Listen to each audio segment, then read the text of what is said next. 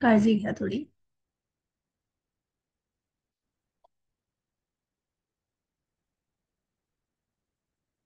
हरे कृष्ण. प्रार्थनेने सुरुवात करते. ॐ अज्ञानतिमिरान्धस्य ज्ञानाञ्जनशलाकया चक्षुरुन्मिलितं येन तस्मै श्रीगुरुवे नमः। श्रीचैतन्यमनोभीष्टं स्थापितं येन भूतले स्वयं रूप कदा मह्यं ददाति स्वपदान्तिकम्। हे कृष्ण करुणा सिन्धो दीनबन्धो जगत्पते गोपेश गोपिकान्त राधाकान्त नमोऽस्तुते। तप्तकाञ्चन गौराङ्गी राधे वृन्दावनेश्वरी वृषभानुसुते देवी प्रणमामि हरिप्रिये। नमो ओम विष्णुपादाय कृष्णपृष्ठाय भूतले श्रीमते वेदांत स्वामिन् इति नामिने। नमस्ते सरस्वते देवे गौरवाणी प्रचारिणे निर्विशेष शून्यवादी पाश्चात्य देश तारिणे। जय हो श्री कृष्ण चैतन्य प्रभु नित्यानंद श्री अद्वैत गदाधर श्रीवासादि गौरभक्तवृंद। हरे कृष्णा कृष्णा कृष्णा हरे हरे हरे रामा राम राम हरे हरे। हरे कृष्णा कृष्णा कृष्णा हरे हरे हरे रामा राम हरे हरे। कामदा एकादशीच्या सगळ्यांना खूप मनपूर्वक शुभेच्छा। आणि श्री श्री राधा गोविंद यांच्या चरणी साष्टांग दंडवत, श्री गौर निताईंना साष्टांग दंडवत, श्री श्रीला प्रभुपाद यांच्या चरणी साष्टांग दंडवत, श्री जयपताका स्वामी गुरु महाराज यांच्या चरणी साष्टांग दंडवत, श्री नामानेष्ट प्रभूजींच्या चरणी साष्टांग दंडवत आणि या इस्कॉनच्या पूर्ण टीमला सादर प्रणाम करून आपण आपल्या अध्याय वर्गाला सुरुवात करूया। तर आपण आहोत 9व्या अध्यायावरती। आज व्यासपूजा आहे, म्हणजे जयपताका स्वामी गुरु महाराज जे आपले आहेत, तर त्यांचा वाढदिवस आहे 76वा। आणि त्यानिमित्ताने काही कार्यक्रम अरेंज केलेले आहेत। तर मंदिराच्या लिंकवर नक्की जॉईन व्हा। आपण 5:30 नंतरही जॉईन होऊ शकतो, तर म्हणून 5:30 पर्यंत मी वर्ग घेईन आणि त्यानंतर तुम्ही जॉईन होऊ शकता। तर मला वाटतं 8:30 पर्यंत आहे तो प्रोग्राम। ठीक आहे, हरे कृष्णा। सो आपण 9व्या अध्यायावर आहोत। त्याचं नाव आहे राजविद्या राजगुह्यम योग, की ज्ञानांचा राजा असलेलं असं ज्ञान भगवंत अर्जुनाला देत आहेत। आणि भगवंत म्हणतायत हे ज्ञान ना इतकं सुलभ आहे आणि इतकं आनंददायक आहे की ते करण्यामध्ये तुला खूप आनंद मिळेल। आणि असं हे सुलभ आणि छान असं भक्ती योगाचं ज्ञान भगवंत अर्जुनाला देत आहे। मग भगवंतांनी सांगितलं, जे आधीच्या अध्यायामध्येही सांगितलेलं आहे, की जे 4 लोक भगवंतांना शरण येऊ शकत नाहीत आणि जे 4 लोक जरी भगवंतांना शरण येण्यासाठी काही कारण आवश्यक असेल तरी नंतर ते भगवंतांना पूर्णपणे लीन होतात, शरण जातात आणि त्यांना दुसऱ्या कुठल्याही भौतिकतेमध्ये रस नसतो। तर अशा या अध्यायामध्ये भगवंतांनी खूप छान ज्ञान दिलेलं आहे आणि खूप सुंदर आहे असा अध्याय।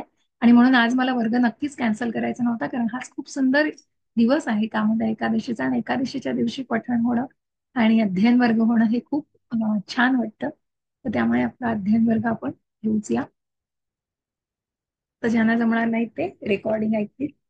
सो 13वा श्लोक आहे, महात्मानस्तु मां पार्थ दैवीं प्रकृतिमाश्रिताः भजन्त्यनन्यमनसो ज्ञात्वा भूतादीनव व्ययम्।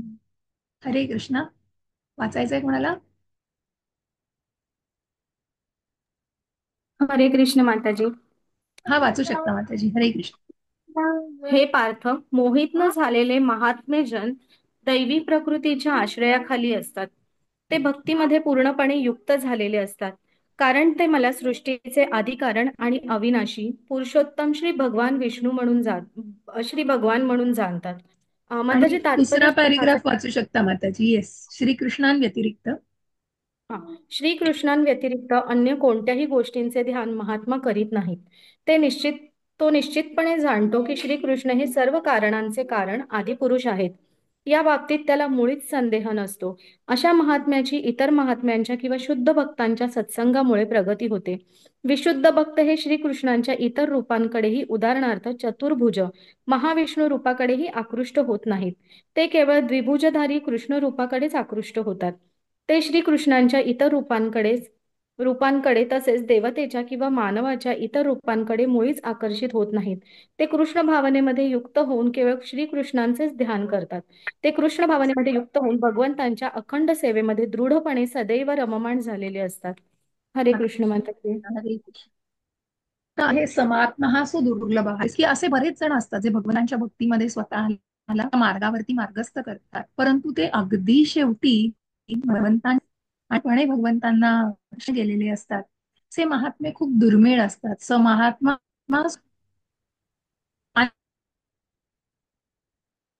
अनेक होऊ शकतात की. माताजी मला आवाज येत नाहीये. आज येत नाहीये. हा म्हणजे मध्ये मध्ये ब्रेक होतोय. मलाच येतोय की इतरांना येतोय नाही काय माताजी, कळत मला आवाज पण यायला ब्रेक होईल. ब्रेक होतोय आवाज. हो, ब्रेक होतोय माताजी मधून. अच्छा, आता येतोय का नीट? हा. हो, आता येतोय माताजी. इंटरनेटच्या कनेक्शनचा काही इश्यू असू शकतो. तर आता ठीक आहे, मला सांगा, मध्ये फीडबॅक द्या, म्हणजे मध्ये सांगा काही असेल तर. ठीक आहे. हो.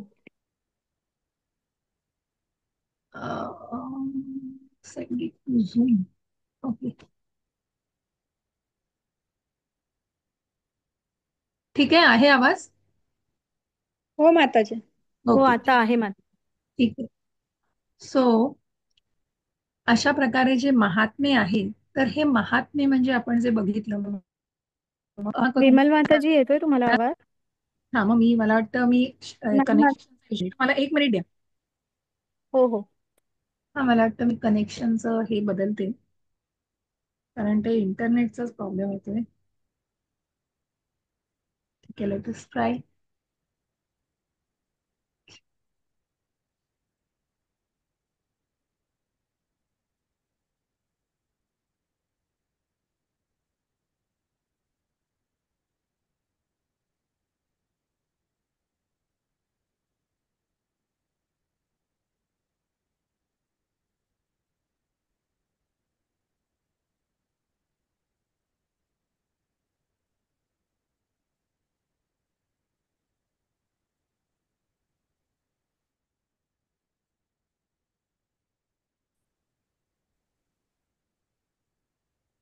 अ, माताजी क्षमस्व, आमच्याकडे वादळ सुटले, थंडरिंग आणि लाइटनिंग पण सुरू झाली आहे, त्याच्यामुळे मला एक्झिट व्हावं लागेल कदाचित.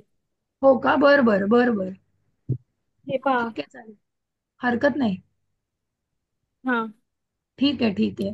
मग आपण असं करूया का, मी थोडे 1-2 श्लोक घेते आणि मग मी लीव हा. करते तर यांना सुद्धा, आणि मग आपण. चालेल चालेल तोपर्यंत. ठीक आहे, ठीक आहे, बघा तुम्ही काळजी घ्या. हरे कृष्ण. हा. हरे हरे कृष्ण. कृष्ण. हरे कृष्ण. एक मिनिट हा. आता माझा आवाज येतो आहे का? हो माताजी, येतोय. येतोय, व्यवस्थित येतोय, क्लिअर येतोय? हो हो. ओके. ठीक आहे.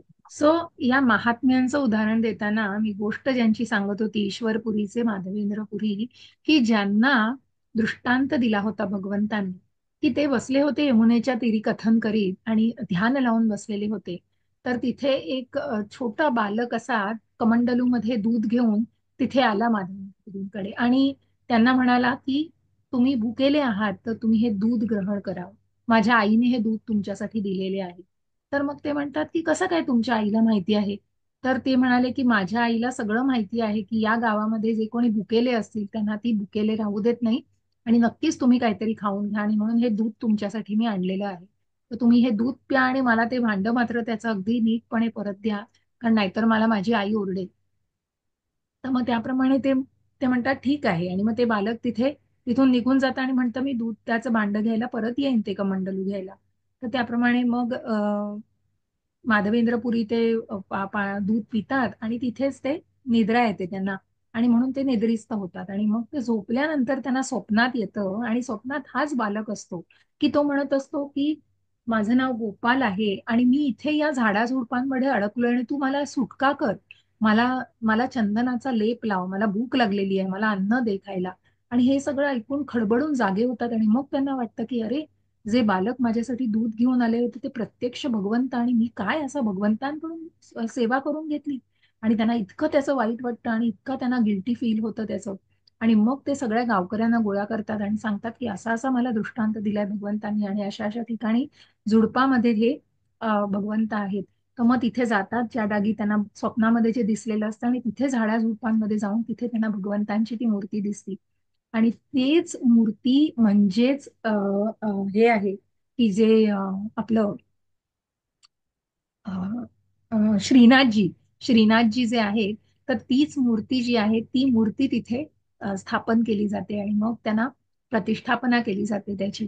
जे आपण अ, श्रीनाथजींचं दर्शन घेतो, तर त्या श्रीनाथजी ही माधवेंद्रपुरीने तिथे स्थापन केलेली मूर्ती आहे. त्याच्या मागच्या खूप कथा आहेत आणि अशा प्रकारे म्हणजे त्यांना प्रत्यक्ष दृष्टांत दिला होता की भगवंतांनी त्यांना दृष्टांत दिला होता. असे आपण कितीतरी मग जेव्हा आपण बिल्वमंगल ठाकूर यांचं बघू, मग बऱ्याच अशा अजून कथा आहेत ज्या 12व्या अध्यायाशी निगडीत आहेत. या कथांमध्ये आपण निश्चित अजून भगवंतांना जाणून घेता येऊ शकतं. त्याच्या पुढे जाऊ आपण, पुढचा श्लोक. तर असे हे जे महात्मा आहेत, हे महात्मा असतात ते भगवंतांच्या द्विभुजधारी, म्हणजे भगवंतांचे श्याम सुंदर द्विभुजधारी हे जे मनुष्य रूप भगवंतांचं आहे त्याकडेच ते आकृष्ट होतात.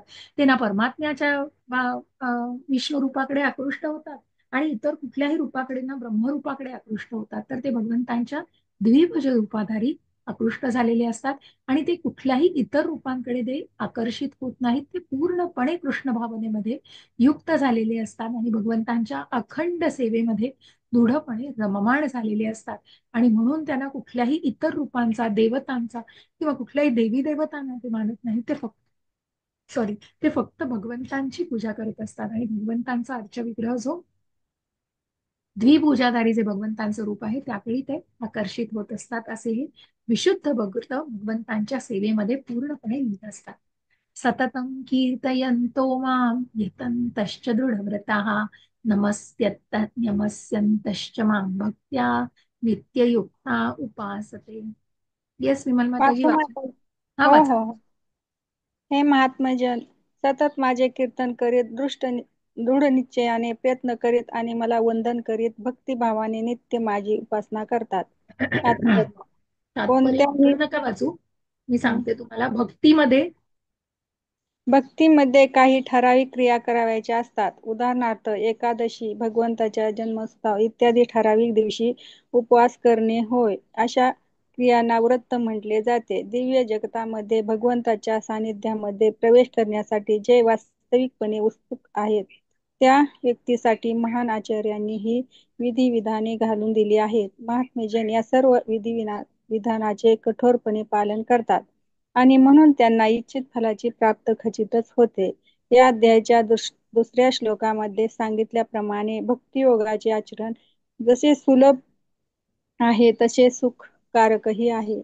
मनुष्याने कठोर तपस्या करण्याची आवश्यकता नाही. निष्णात आध्यात्मिक गुरूच्या मार्गदर्शनाखाली तो आपले जीवन भक्तिमय होऊन व्यतीत करू शकतो आणि कोणत्याही अवस्थेत गृहस्थ, संन्यासी अथवा ब्रह्मचारी आणि जगाच्या पाठीवर कुठेही तो या भक्तियोगाचे आचरण करू शकतो आणि महात्मा बनू शकतो. हरे कृष्ण माताजी. हरे कृष्ण. अशी ही भक्ती किती किती सुलभ आहे हो. म्हणून दुसऱ्या श्लोकामध्ये जसं सांगितलंय की ही भक्तीची जी व्याख्या दिली आहे, ही भक्ती ही करायला अत्यंत सुलभ आहे आणि अत्यंत सुखकारक आहे, आनंदकारक आहे. मग नवविध भक्तीच्या ज्या सेवा आहेत की श्रवणम, कीर्तनम, स्मरणम, अर्चनम, पादसेवनम, साख्यम, दास्यम, आत्मनिवेदनम, अर्चनम, स्मरणम, वंदनम, या सगळ्या क्रिया, याच्यापैकी श्रवणम आणि कीर्तनमवर किती जोर दिलाय बघा. की श्रवणम, कीर्तनापेक्षा सुद्धा श्रवण हे पहिलं आहे. की जितकं तुम्ही भगवंतांबद्दल ऐकाल तितकं तुम्ही ते आचरणात आणा. मग त्याचा अभ्यास, त्याचं अध्ययन करायचंच आहे निश्चित. त्याचं प्रीचिंग, म्हणूनच ते ज्ञान फक्त आपल्या पुरतं नाही ठेवायचंय, तर आपण ते इतरांपर्यंत पोहोचवायचं आणि त्यासाठी निश्चित या ज्ञानदानाचा सुरुवात केली पाहिजे. ज्ञानदानाला की निश्चित आपल्याला जे समजलंय, आपल्याला भगवंतांची भगवद्गीता जितकी समजली आहे, प्रभुपादांनी इतक्या सुंदरपणे तात्पर्य दिलेलं आहे, त्याचं वाचन करून निश्चित ते ज्ञान इतरांपर्यंत पोहोचवण्याचा आपण प्रामाणिक प्रयत्न केला पाहिजे. आणि म्हणून हे महात्मे जे असतात या विधिविधानांचं कठोरपणे पालन करतात आणि इच्छित फलाची त्यांना खचितच, म्हणजे त्यांना नक्कीच याची प्राप्ती होऊ शकते. मग निश्चितच ते फळ त्यांच्यापासून ते वंचित राहत नाहीत त्या फळांपासून, कारण ते मनापासून दृढ श्रद्धा असते आणि त्या दृढ श्रद्धेने भगवंतांना शरण दिलेले असतात. आणि म्हणूनच मनुष्याने कठोर तपस्या करण्याची आवश्यकता नाही, तर निष्णात आध्यात्मिक गुरुच्या मार्गदर्शनाखाली तो जीवन भक्तिमय होऊन व्यतीत करू शकतो. आणि कोणत्याही अवस्थेत, मग तो गृहस्थ असू दे, संन्यासी असू दे, ब्रह्मचारी असू दे किंवा वानप्रस्थाश्रमामध्ये असू दे, या सगळ्या आश्रमामध्ये वर्ण झाला, आश्रम झाला, या कुठल्याही वर्णात आश्रमात भगवंतांची प्राप्ती निश्चितच होऊ शकते. जगाच्या पाठीवर कुठेही तो या भक्ती योगाचे आचरण करू शकतो. मग या भक्ती योगाचं आचरण करणं सोपं आहे हो. सगळे अवयव ज्या अमरीश महाराजांनी प्रत्येक अवयव त्या भक्ती मार्गामध्ये पूर्णपणे विलीन केलेला होता. मग त्यांचे पाय मंदिराकडे चाललेले, हाताने टाळ वाजवत होते, मुखाने कीर्तन करत होते, सगळं शरीर हे भगवंतांपाशी लीन झालेलं होतं. आणि अशा प्रकारे सगळ्या या भक्तीच्या सेवा त्यांनी त्या प्रकारे केलेल्या आहेत. आणि निश्चितच या भक्तीच्या मार्गातून तो महात्मा बनू शकतो. सततम कीर्तयंतो माम, दृढव्रत हे दृढपणे, ही दृढता मनामध्ये वाढवणं हे जास्त आवश्यक आहे. ज्ञानयज्ञेन चाप्यन्ये यजन्तो मामुपासते एकत्वेन पृथक्त्वेन बहुधा विश्वतो मुखम. हरे कृष्णा. येस विमल माताजी, वाचू शकता. रसिका माताजींना वाचायचंय. अनम्यूट होऊ शकता माताजी, का म्यूट आहात? ताई मी थोडं बाहेर आहे, घरी पोहोचतेच आहे आणि बरं, ठीक तेव्हा आहे, ठीक आहे, ठीक आहे, ठीक आहे, हरकत नाही. हरे कृष्ण. विमल माताजी वाचू शकता. हो, वाचते माताजी. रूपामध्ये आणि विराट विश्वरूपामध्ये रूपात उपासना करतात नाही इतर लोक जे ज्ञानरूप यज्ञ करतात ते भगवंताशी एक द्वितीय रूपामध्ये, विविध रूपामध्ये आणि विराट विश्वरूपात उपासना करतात. तात्पर्य वाचू माताजी. तात्पर्य एक मिनिट. हा, ठीक आहे, मला वाटतं वाचा. हा श्लोकाचंच आहे पूर्ण, चालेल, वाचा माताजी. हा श्लोक म्हणजे पूर्वीच्या श्लोकाचा सारांश आहे. भगवंत अर्जुनाला सांगतात की जे विशुद्ध कृष्ण भावनेमध्ये स्थित आहेत आणि ज्यांना श्रीकृष्णा व्यतिरिक्त इतर काही माहीत नाही त्यांना महात्मा म्हटले जाते. तरी पण इतरही लोक असे लोक आहेत की यथार्थ रूपामध्ये महात्मा नाहीत, तथापि ते यथार्थ नाही त्यांना महात्मा म्हटले जाते. तरी पण इतरही असे लोक आहेत ते यथार्थ रूपामध्ये महात्मा नाही, तथापि ते सुद्धा निरनिराळ्या प्रकारे श्रीकृष्णाची उपासना करतात. त्यांच्यापैकी काही जणांचे वर्णन यापूर्वीच अर्थार्थ, जिज्ञासू आणि ज्ञानी अशा रीतीने करण्यात आले आहे. याहून खालच्या स्तरावर इतरही लोक आहेत आणि त्यांचे 3 प्रकारे वर्गीकरण करता येते. 1. स्वतःला भगवंताशी एकरूप मानून जे स्वतःचीच उपासना करतात. 2. भगवंताचे कोणते तरी स्वरूप मानून कल्पून त्यांची उपासना करतात. आणि 3.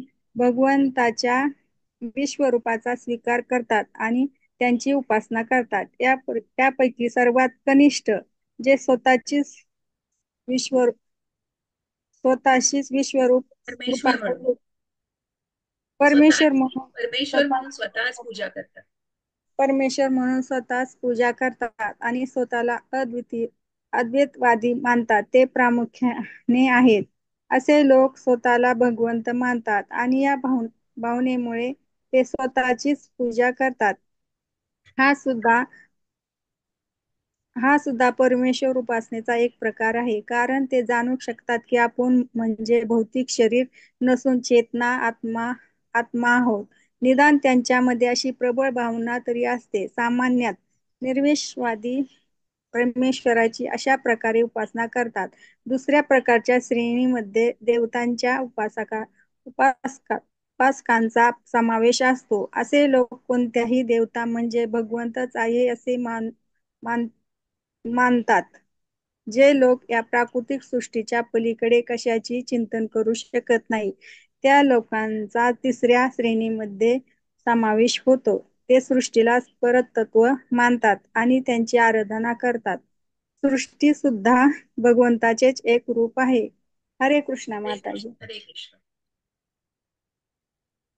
तर इथे आता काय सांगितलेलं आहे, भगवंतांची उपासना करणारे म्हणजे आपण बघितलं 4 प्रकारच्या व्यक्ती आहेत. अर्थार्थी, ज्ञानी, जिज्ञास. पण आधीच 7व्या अध्यायामध्ये बघितलंय. पण याहूनही खालच्या स्तरावर इतर लोक आहेत. मग कोण आहेत?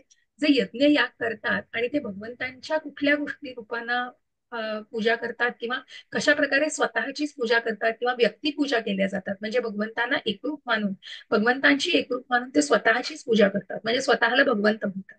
अद्वैतवादी जे आहेत ते कुठेतरी स्वतःलाच भगवंत म्हणतात. म्हणजे मी भगवंतांना प्राप्त करू शकतो आणि भगवंतांसारखाच म्हणजे भगवंतच होऊ शकतो, अशा प्रकारे त्यांची धारणा असते. भगवंतांचे कोणते तरी रूप मानून कल्पून त्याची उपासना करतात, भगवंतांच्या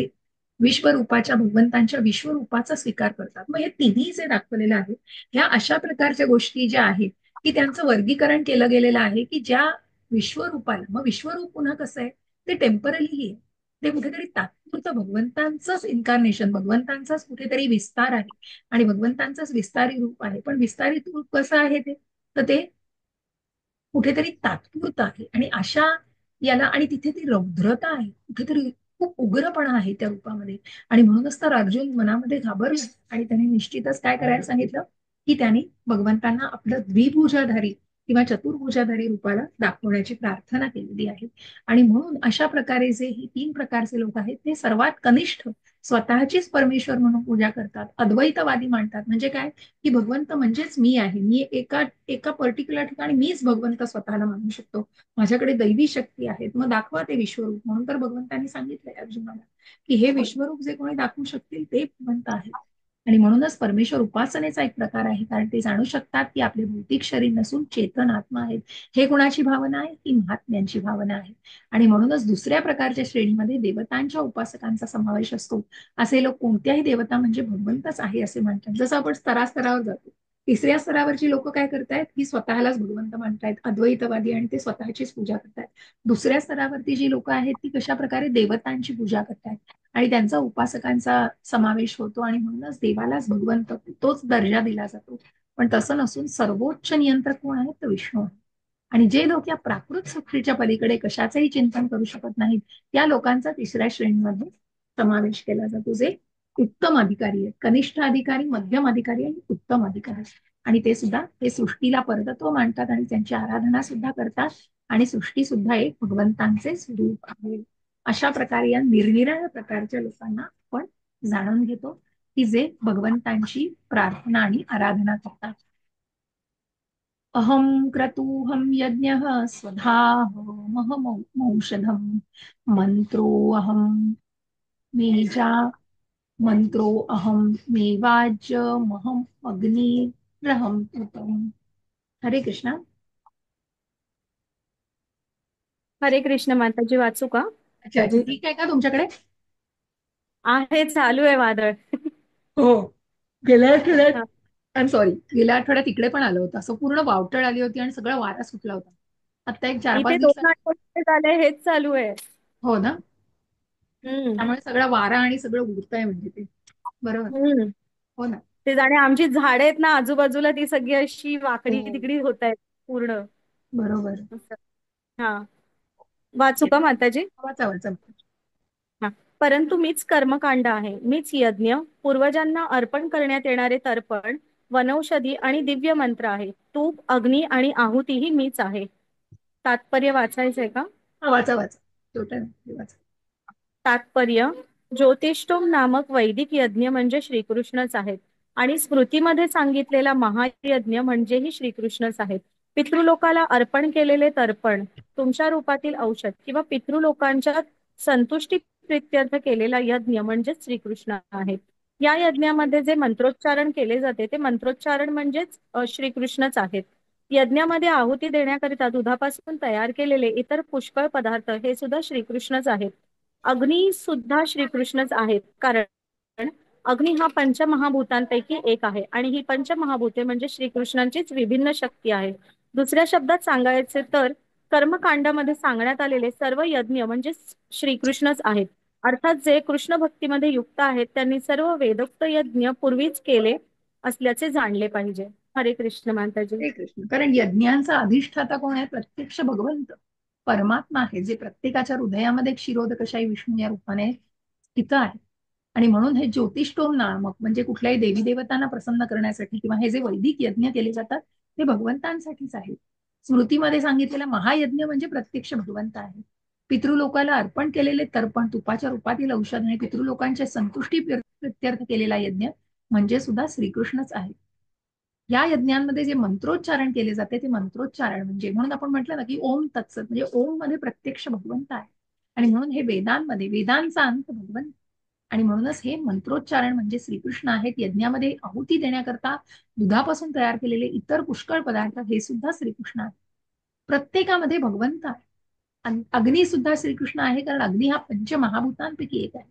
ही पंचमहाभूते म्हणजे श्रीकृष्णांचीच विभिन्न शक्ती आहे. पृथ्वी, आग, वायू, अग्नी आणि जल. दुसऱ्या शब्दात सांगायचे तर कर्मकांडामध्ये सांगण्यात आलेले सर्व यज्ञ म्हणजे श्रीकृष्णच आहेत. कर्मकांड पण जेव्हा तिसऱ्या, चौथ्या, पाचव्या आपण अध्यायामध्ये बघतो, कर्मकांड ते कर्मयोग. कर्मकांड हे कुठेतरी इंद्रिय तृप्तीसाठी केलं जातं, स्वतःच्या इंद्रिय तृप्तीसाठी केलं जातं, पण तिथे सुद्धा भगवंत आहे. जे काही ते केलं जातं ते तुम्ही देवी देवतांच्या पूजेसाठी केलं तरी ती श्रद्धा दृढ असणं महत्वाचं. ज्या काही देवी देवतांवर तुमची श्रद्धा असेल, भगवंत तुम्हाला मदत करतात की ती श्रद्धा दृढ असू दे, आणि जे करत आहात ते मनापासून केलं जातं, आणि म्हणून ते प्रत्यक्ष भगवंतच आहे. जे श्रीकृष्ण भक्तीमध्ये युक्त आहेत त्यांना सर्व वेदोक्त यज्ञ पूर्वीच केले असल्याचे, त्यांनी सगळेच यज्ञ केले असल्याचे, कारण वेदांचा अंत भगवंत, आणि जे काही आहे ते भगवंतांचं आहे, भगवंतांपाशीच जात आहे.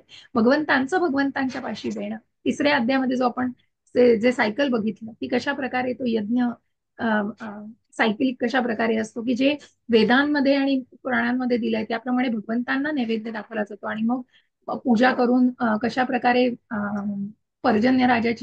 पर्जन्य राजाला आळवलं जातं, मग पर्जन्य राजा पाऊस देतो, मग धान्य मिळतं, धान्य पुन्हा त्याच्यापासून अन्न मिळतं, आणि अन्नापासून परत ते श्रीकृष्णांना दिलं, श्रीकृष्णांचंच पुन्हा श्रीकृष्णांना दिलं जातं. अशा प्रकारे हे सगळे कर्मकांडामधले यज्ञ सुद्धा श्रीकृष्णच आहेत. जे भक्तीमध्ये युक्त आहेत, जे कृष्ण भावनेमध्ये युक्त आहेत, त्यांनी हे यज्ञ पूर्वीच केलेले असतात. त्यांच्यासाठी ही नवीन गोष्ट नसते. ठीक आहे. सो भगवंतांचे हे जे आपण बघितलं की 7व्या अध्यायापासून आपण भक्ती योग बघतो आहोत, तिथे भगवंतांच्या शक्ती बघितल्या आणि भगवंतांच्या विभूती बघतोय.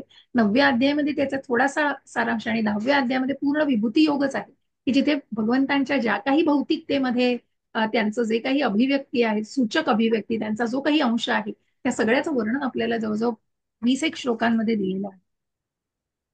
पिताहमस्य जगतो माता धाता पितामहः वेद्यम पवित्रम ओंकार ऋक्साम यजुरेव च. सगळे वेद सांगितलेत बघा इथे. हरे कृष्ण. हरे कृष्ण. हा वाचा. मी या जगताचा पिता, माता, आधार आणि पितामह आहे. मी ज्ञेय, शुद्धीकर्ता आणि ओंकार आहे. तसेच ऋग्वेद, सामवेद आणि यजुर्वेदही मीच आहे. तात्पर्य: संपूर्ण चराचर सृष्टी ही श्रीकृष्णांच्या शक्तीच्या विविध क्रियांची अभिव्यक्ती आहे. भौतिक जगतात श्रीकृष्णांची तटस्था शक्ती असणाऱ्या जीवांशी आपण विविध प्रकारचे संबंध प्रस्थापित करतो. प्रकृतीच्या निर्मितीमुळे त्यांच्यापैकी काही जण आपल्याला आपले माता, पिता, पितामह, पोषणकर्ता इत्यादी आहेत असे वाटते, परंतु वस्तुतः ते श्रीकृष्णांचे अंश असतात. म्हणून आपल्या माता पित्यांप्रमाणे प्रतीत होणारे हे सारे जीव श्रीकृष्णच आहेत. या श्लोकातील धाता शब्दाचा अर्थ सृष्टीकर्ता असा आहे.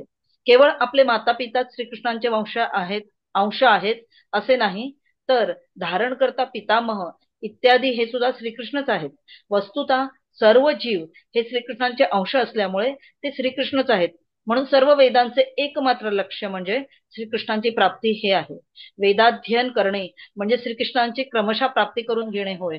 ज्या योगे आपण शुद्ध होतो आणि आपल्या स्वरूपावस्थेत स्थिर होतो ते तत्व म्हणजे विशेष करून श्रीकृष्णच आहेत. त्याचप्रमाणे वैदिक तत्वाबद्दल जिज्ञासा करणारा जीव हा श्रीकृष्णांचा अंश असल्यामुळे असा जीव म्हणजे श्रीकृष्णच आहेत. सर्व वेदांमध्ये उच्चारला जाणारा ओंकार किंवा प्रणव हा दिव्य शब्द ध्वनी म्हणजे श्रीकृष्णच आहेत. म्हणून कृष्णप्राप्ती हे सर्व वेदांचे ध्येय आहे. ऋग्वेद, यजुर्वेद, सामवेद आणि अथर्ववेद ह्या चारही वेदांमधील सर्व मंत्रात प्रणव किंवा ओंकार हा प्रमुख आहे. म्हणून तो मंत्रही श्रीकृष्णच आहे. जय श्रीकृष्ण. हरे कृष्ण. हरे कृष्ण. अशा प्रकारे सगळीकडे श्रीकृष्ण आहे. तुमच्यात, माझ्यात, सगळ्यात श्रीकृष्ण आहे. कारण मुमई वांशो जीवलोके जीवभूत सनातन. सनातन पूर्ण का आहोत आपण? कारण आपण भगवंतांचे अंश आहोत. भगवंत स्वतः सांगतात मुमई वांश, माझे अंश आहात तुम्ही, म्हणजे श्रीकृष्णच आहात. आणि म्हणून आपण आध्यात्मिक आहोत. मूळ आपण आध्यात्मिक आहोत, पण आपल्याला काय दिलेलं आहे? तटस्था शक्तीवर बसवलेलं आहे भगवंतांचे.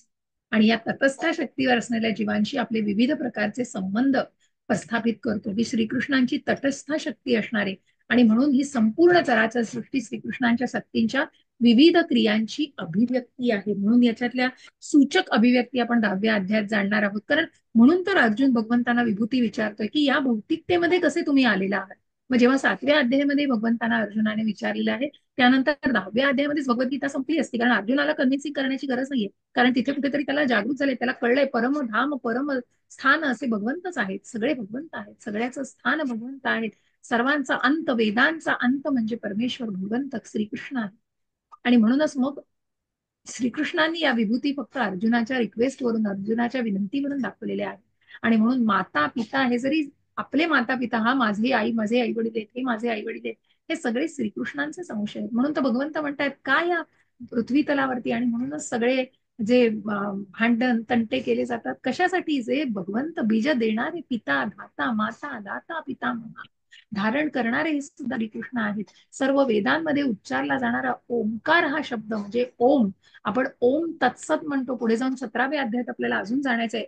ओम या शब्दामध्येच श्रीकृष्ण आहे. म्हणून हरे कृष्णाच्या मंत्रामध्ये कोणी विचारतं की ओंकार नाहीये, तर तिथे भगवंत आहेत, श्रीकृष्ण आहेत. हरे मध्ये भगवंतांचीच शक्ती आहे आणि म्हणूनच तिथे प्रत्यक्ष भगवंतांचं अस्तित्व आहे. अशा प्रकारे सगळ्यामध्ये सामवेद, यजुर्वेद, ऋग्वेद आणि अथर्ववेद या सगळ्या वेदांमध्येही भगवंत आहेत. या वेदांचा प्रणव ध्वनी ओंकार याच्या सुद्धा मध्ये श्रीकृष्णच आहेत. अशा प्रकारे प्रत्येक अंश, म्हणून तर 10व्या अध्यायात भगवंत अर्जुनाला सांगतात तू कशासाठी या अभिव्यक्ती बघतोस, कारण मी एका अंशातून सगळ्या विश्वाला व्यापलेलं आहे. आणि म्हणूनच हे सगळे भगवंतच आहेत, हे सगळे श्रीकृष्णच आहेत. आतापर्यंतच्या श्लोकांमध्ये काही आहे का, विचारायचंय, काही प्रश्न आहेत मनामध्ये, शंका आहे? हरे कृष्णा. विमल माताजी, योजना माताजी, रसिका माताजी, नाही माताजी. कळलंय सगळं? हो ठीक आहे. ताई हा श्लोक भक्ती योगामध्येच येतोय ना, म्हणजे पहिला जे आहे ते येस, भक्ती योगाचाच श्लोक आहे हा. म्हणजे 9व्या अध्यायामध्ये भक्ती योगच आहे. हा, ओके. आणि कुठल्या अध्यायापर्यंत भक्ती योग आहे? 12व्या अध्यायापर्यंत भक्ती योग आहे माताजी. 7 ते 12 हे अध्याय भक्ती योगाचे आहे. पहिले 6 आपण कर्मयोग बघितले, कर्मयोग. आपण भक्ती योग बघतो आहोत. ठीक आहे, येत आहे लक्षात? हो हो. गतिर्भर्ता प्रभु साक्षी निवास शरणं सुहृत् प्रभव प्रलय स्थानम निधानम बीजमव्ययम्. येस, वाचायचंय कोणाला? माताजी. वाचा. मीच ध्येय पोषण करता प्रभू साक्षी निवास आश्रयस्थान आणि अत्यंत जीवलग मित्र आहे. उत्पत्ती आणि प्रलय सर्वांचा आधार, विश्रामस्थान आणि अविनाशी बीजही मीच आहे. तात्पर्य वाचो माताजी. तात्पर्य एक मिनिट. हा, इथपासून वाचा. आपण निवास करीत असलेले स्थान, देश, ग्रहलोक म्हणजे श्रीकृष्णच आहेत. श्रीकृष्ण हे अंतिम आश्रयस्थान आहे. म्हणून आपल्या रक्षणाकरता अथवा संकट निवारणाकरता मनुष्याने श्रीकृष्णाचा आश्रय घेतला पाहिजे. आणि जेव्हा जेव्हा आपल्या संरक्षणाची आवश्यकता असते तेव्हा तेव्हा आपण जाणले पाहिजे की आपल्याला चेतन आत्माकडूनच संरक्षण प्राप्त करावे लागते. श्रीकृष्ण तर परम आत्मा आहेत. श्रीकृष्ण हेच आपल्या उत्पत्तीचे कारण किंवा परमपिता असल्यामुळे श्रीकृष्णा व्यतिरिक्त इतर कोणीही आपला जीवलग असा हितचिंतक असू शकत नाही. श्रीकृष्ण हे सृष्टीचे आणि प्रलयानंतरचे विश्रांती स्थान आहे. यास्तव श्रीकृष्ण हे सर्व कारणाचे मूळ शाश्वत कारण आहे. हरे कृष्ण माता. हरे कृष्ण. अशा प्रकारे जसं सगळीकडे श्रीकृष्ण सांगितलेलं आहे, तुझ्या माझ्यामध्ये सगळ्यामध्ये श्रीकृष्ण आहे, या वेदांमध्ये श्रीकृष्ण आहे. वेदांचा अभ्यास केला आणि श्रीकृष्णच कळले नाहीत तर मग काय त्या वेदांचा अभ्यास केला? वेदांचा अंत भगवंत आहे. आणि म्हणून अंतिम आश्रयस्थान किंवा आपल्या रक्षणाकरता, संकट निवारणाकरता मनुष्याने भगवंतांचा, कारण जसं भगवंतांनी सांगितलं की सगळी ब्रह्मांड, की मग ही सगळी ब्रह्मांड इथे अवकाशामध्ये नांदतायत, पण कशा प्रकारे हे सगळे तरंगतायत, सगळी कशा प्रकारे ग्रह तरंगतायत, ही भगवंतांची शक्ती आहे ज्याच्यामध्ये. आणि हीच शक्ती आपल्यामध्ये पण आहे. आपण तटस्थ शक्तीवर आहोत, पण आपण पराशक्तीचेच अंश आहोत, भगवंतांच्या शक्तीचे अंश आहोत. आणि म्हणूनच जेव्हा जेव्हा आपल्याला संरक्षणाची आवश्यकता असते तेव्हा तेव्हा आपण जाणले पाहिजे की आपल्या चेतन आत्म्याकडूनच आपल्याला संरक्षण प्राप्त करायचं. चेतन आत्मा आपल्यामध्ये आत्मा आणि परमात्मा याचा जो निवास बघितला की दोन शरीरूपी झाडावर दोन पक्षी बसले, तो आत्मा आहे तो फक्त गुरफटलाय कशामध्ये, या तीन गुणांच्या प्रभावाखाली.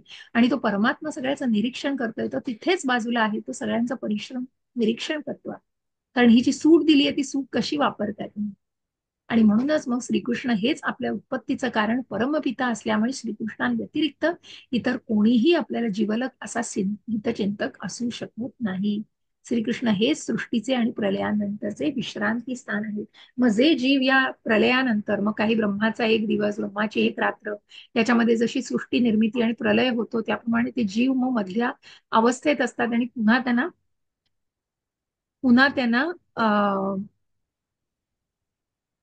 पुन्हा त्यांना नवीन जीव प्राप्त होतो, त्यांच्या कर्मानुसार त्यांना पुन्हा ते जन्म लाभतात. तपाम्यहमहं वर्षं निगृहाम्युत्सृजामि च अमृतं चैव मृत्युश्च सदसच्चाहमर्जुन.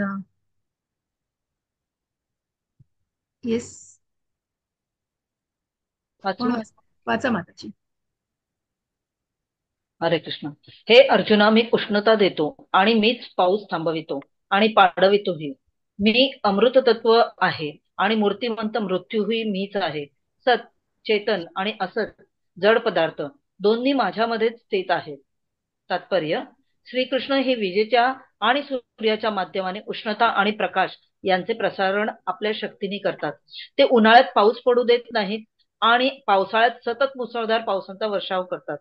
जी शक्ती आपले पोषण करून आपले आयुष्य वृद्धिंगत करते, ती शक्ती म्हणजेच श्रीकृष्णच आहेत. आणि अंतसमयी श्रीकृष्ण आपल्याला मृत्यूच्या रूपात भेटतात. श्रीकृष्णांच्या या विविध शक्तींचे विश्लेषण केल्यास निश्चितपणे कळून येईल की श्रीकृष्णांसाठी जड आणि चेतन यामुळे मुळीच भेद नाही. किंवा दुसऱ्या शब्दात सांगावयाचे तर सत आणि असत किंवा जड आणि चेतन म्हणजेच श्रीकृष्णच आहेत. म्हणून कृष्ण भावनेच्या उन्नतावस्थेत मनुष्य अशा प्रकारचा भेद करीत नाही. तो सर्व गोष्टींमध्ये केवळ श्रीकृष्णांना पाहतो. श्रीकृष्ण हे सत आणि असत दोन्ही असल्यामुळे भौतिक अभिव्यक्तींनी युक्त विराट विश्वरूप म्हणजे श्रीकृष्णच आहेत. आणि द्विभुज श्यामसुंदर रूपातील वेणुवादन करणाऱ्या त्यांच्या वृंदावन लीला या भगवान रूपातील लीला आहेत. हरे कृष्ण. हरे हरे कृष्ण. कृष्ण. अशा प्रकारे ही सगळी उष्णता, प्रकाश, हे सगळं म्हणजे सूर्य चंद्र हे भगवंतांचे नेत्र आहेत. गोलोकामध्ये कुठल्याही वेगळ्या प्रकारची इलेक्ट्रिसिटी आणि कुठल्याही प्रकारचा प्रकाशाची नाही आवश्यकता, कारण भगवंतांपासून निघालेला जो प्रकाश आहे तोच निश्चित तिथे असतो. आणि अशा प्रकारे जे उन्हाळ्यात पाहू, भगवंत जसं म्हटलं की बीज देणारे पिता, 7व्या अध्यायात आपण बघितलं की बीज देणारे पिता हे भगवंत आहेत. ते भौतिक प्रकृतीला गर्भस्थ करतायत आणि या जीवांची निर्मिती होती. आणि मग ते या जीवांची निर्मिती झालेल्या या भौतिक व्यवस्थेची, या भौतिक प्रकृतीचीही ते काळजी घेत आहेत. मेंटेनर तेच आहेत, पालन पोषण करतात तेच आहेत. आणि म्हणूनच ते पावसाळ्यात मुसळधार वर्षाव करतात. जी शक्ती आपलं पोषण करू शकते, ते आयुष्य वृद्धिंगत करतात, ती शक्ती म्हणजे सुद्धा श्रीकृष्ण आहेत. त्या प्रत्येकामध्ये म्हणजे अंशामध्ये भगवंतांचा वास आहे. आणि म्हणूनच आपल्याला कळून येतं की श्रीकृष्ण हे जड आणि चेतन पदार्थांना भेद करत नाहीत. आणि म्हणूनच ते सत, असत किंवा जड चेतन म्हणजेच श्रीकृष्ण आहेत. या सगळ्याची, जसं आपण म्हटलं की भौतिक प्रकृती झाली, आध्यात्मिक प्रकृती झाली, ही सगळी भगवंतांचीच निर्मिती आहे. म्हणून तर ती भौतिक प्रकृती एवढी स्ट्रॉंग आहे हो. इतक्या त्या त्रिगुणांच्या प्रभावाखाली की आपण त्या मायेमध्ये इतके जखडलेलो असतो की त्याच्यातनं बाहेर येणं म्हणजे खूप खूप खूप कठीण गोष्ट आहे. सांगणं सोपं आहे, पण त्या दलदलीतनं बाहेर येणं खूप कठीण. दलदल म्हणण्यापेक्षा ती भौतिक प्रकृतीची बंधनं, मोह, पाश, हे सगळं कुठेतरी थांबवणं आणि कुठेतरी त्या स्वतःला त्याप्रमाणे आचरणात आणणं, या गोष्टी स्वतःच्या आचरणात आणणं आणि स्वतःला तसं घडवणं हे जास्त महत्वाचं आहे. आणि म्हणून सत आणि असत या दोन्हीही असल्यामुळे भौतिक अभिव्यक्तींनी युक्त विराट विश्वरूप म्हणजेच श्रीकृष्ण आहेत. कारण ते कसे आहेत, ते भौतिक अभिव्यक्तींनी म्हणजे या भौतिकतेमध्ये कशा प्रकारे ते प्रकट झालेले आहेत, या सगळ्याचं वर्णन भगवंतच आहे. आणि याच्या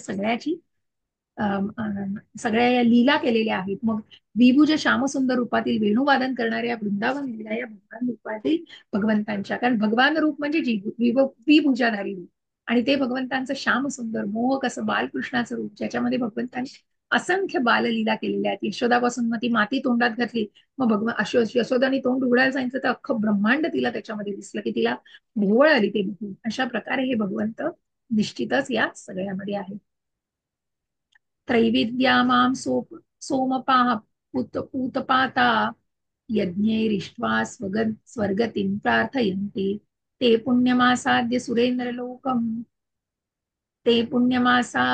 सुरेन्द्रलोक मशन्ति दिव्यान् दिवि देवभोगान्. हरे कृष्ण. हरे कृष्ण माताजी. वेद्याध्ययन करणारे आणि सोमरसाचे पान करणारे स्वर्गलोकाची प्राप्ती करीत अप्रत्यक्षपणे माझेच पूजन करतात. असे पापकर्मांपासून शुद्ध झालेले लोक इंद्राच्या पुण्य लोकामध्ये जन्म घेतात आणि त्या ठिकाणी ते देवांप्रमाणे दिव्य भोग उपभोगतात. तात्पर्य वाचायचंय का माझा माताजी? माताजी छोट आहे. हो. तात्पर्य. त्रैविदाहा शब्द म्हणजे साम, यजुः आणि ऋग हे 3 वेद होय. ज्या ब्राह्मणाने या 3 वेदांचे अध्ययन केले आहे त्याला त्रिवेदी असे म्हटले जाते.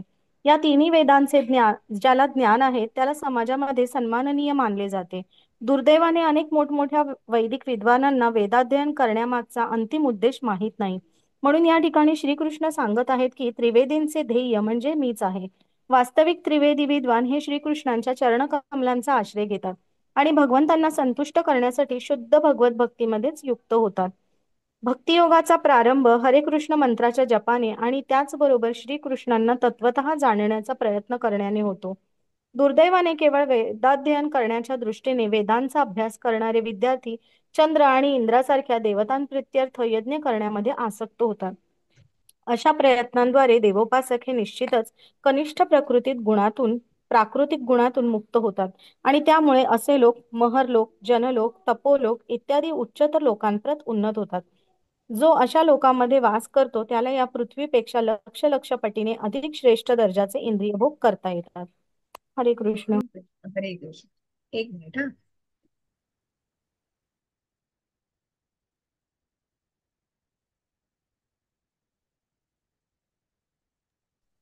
तर इथे आपण जाण्याला बघतो आहोत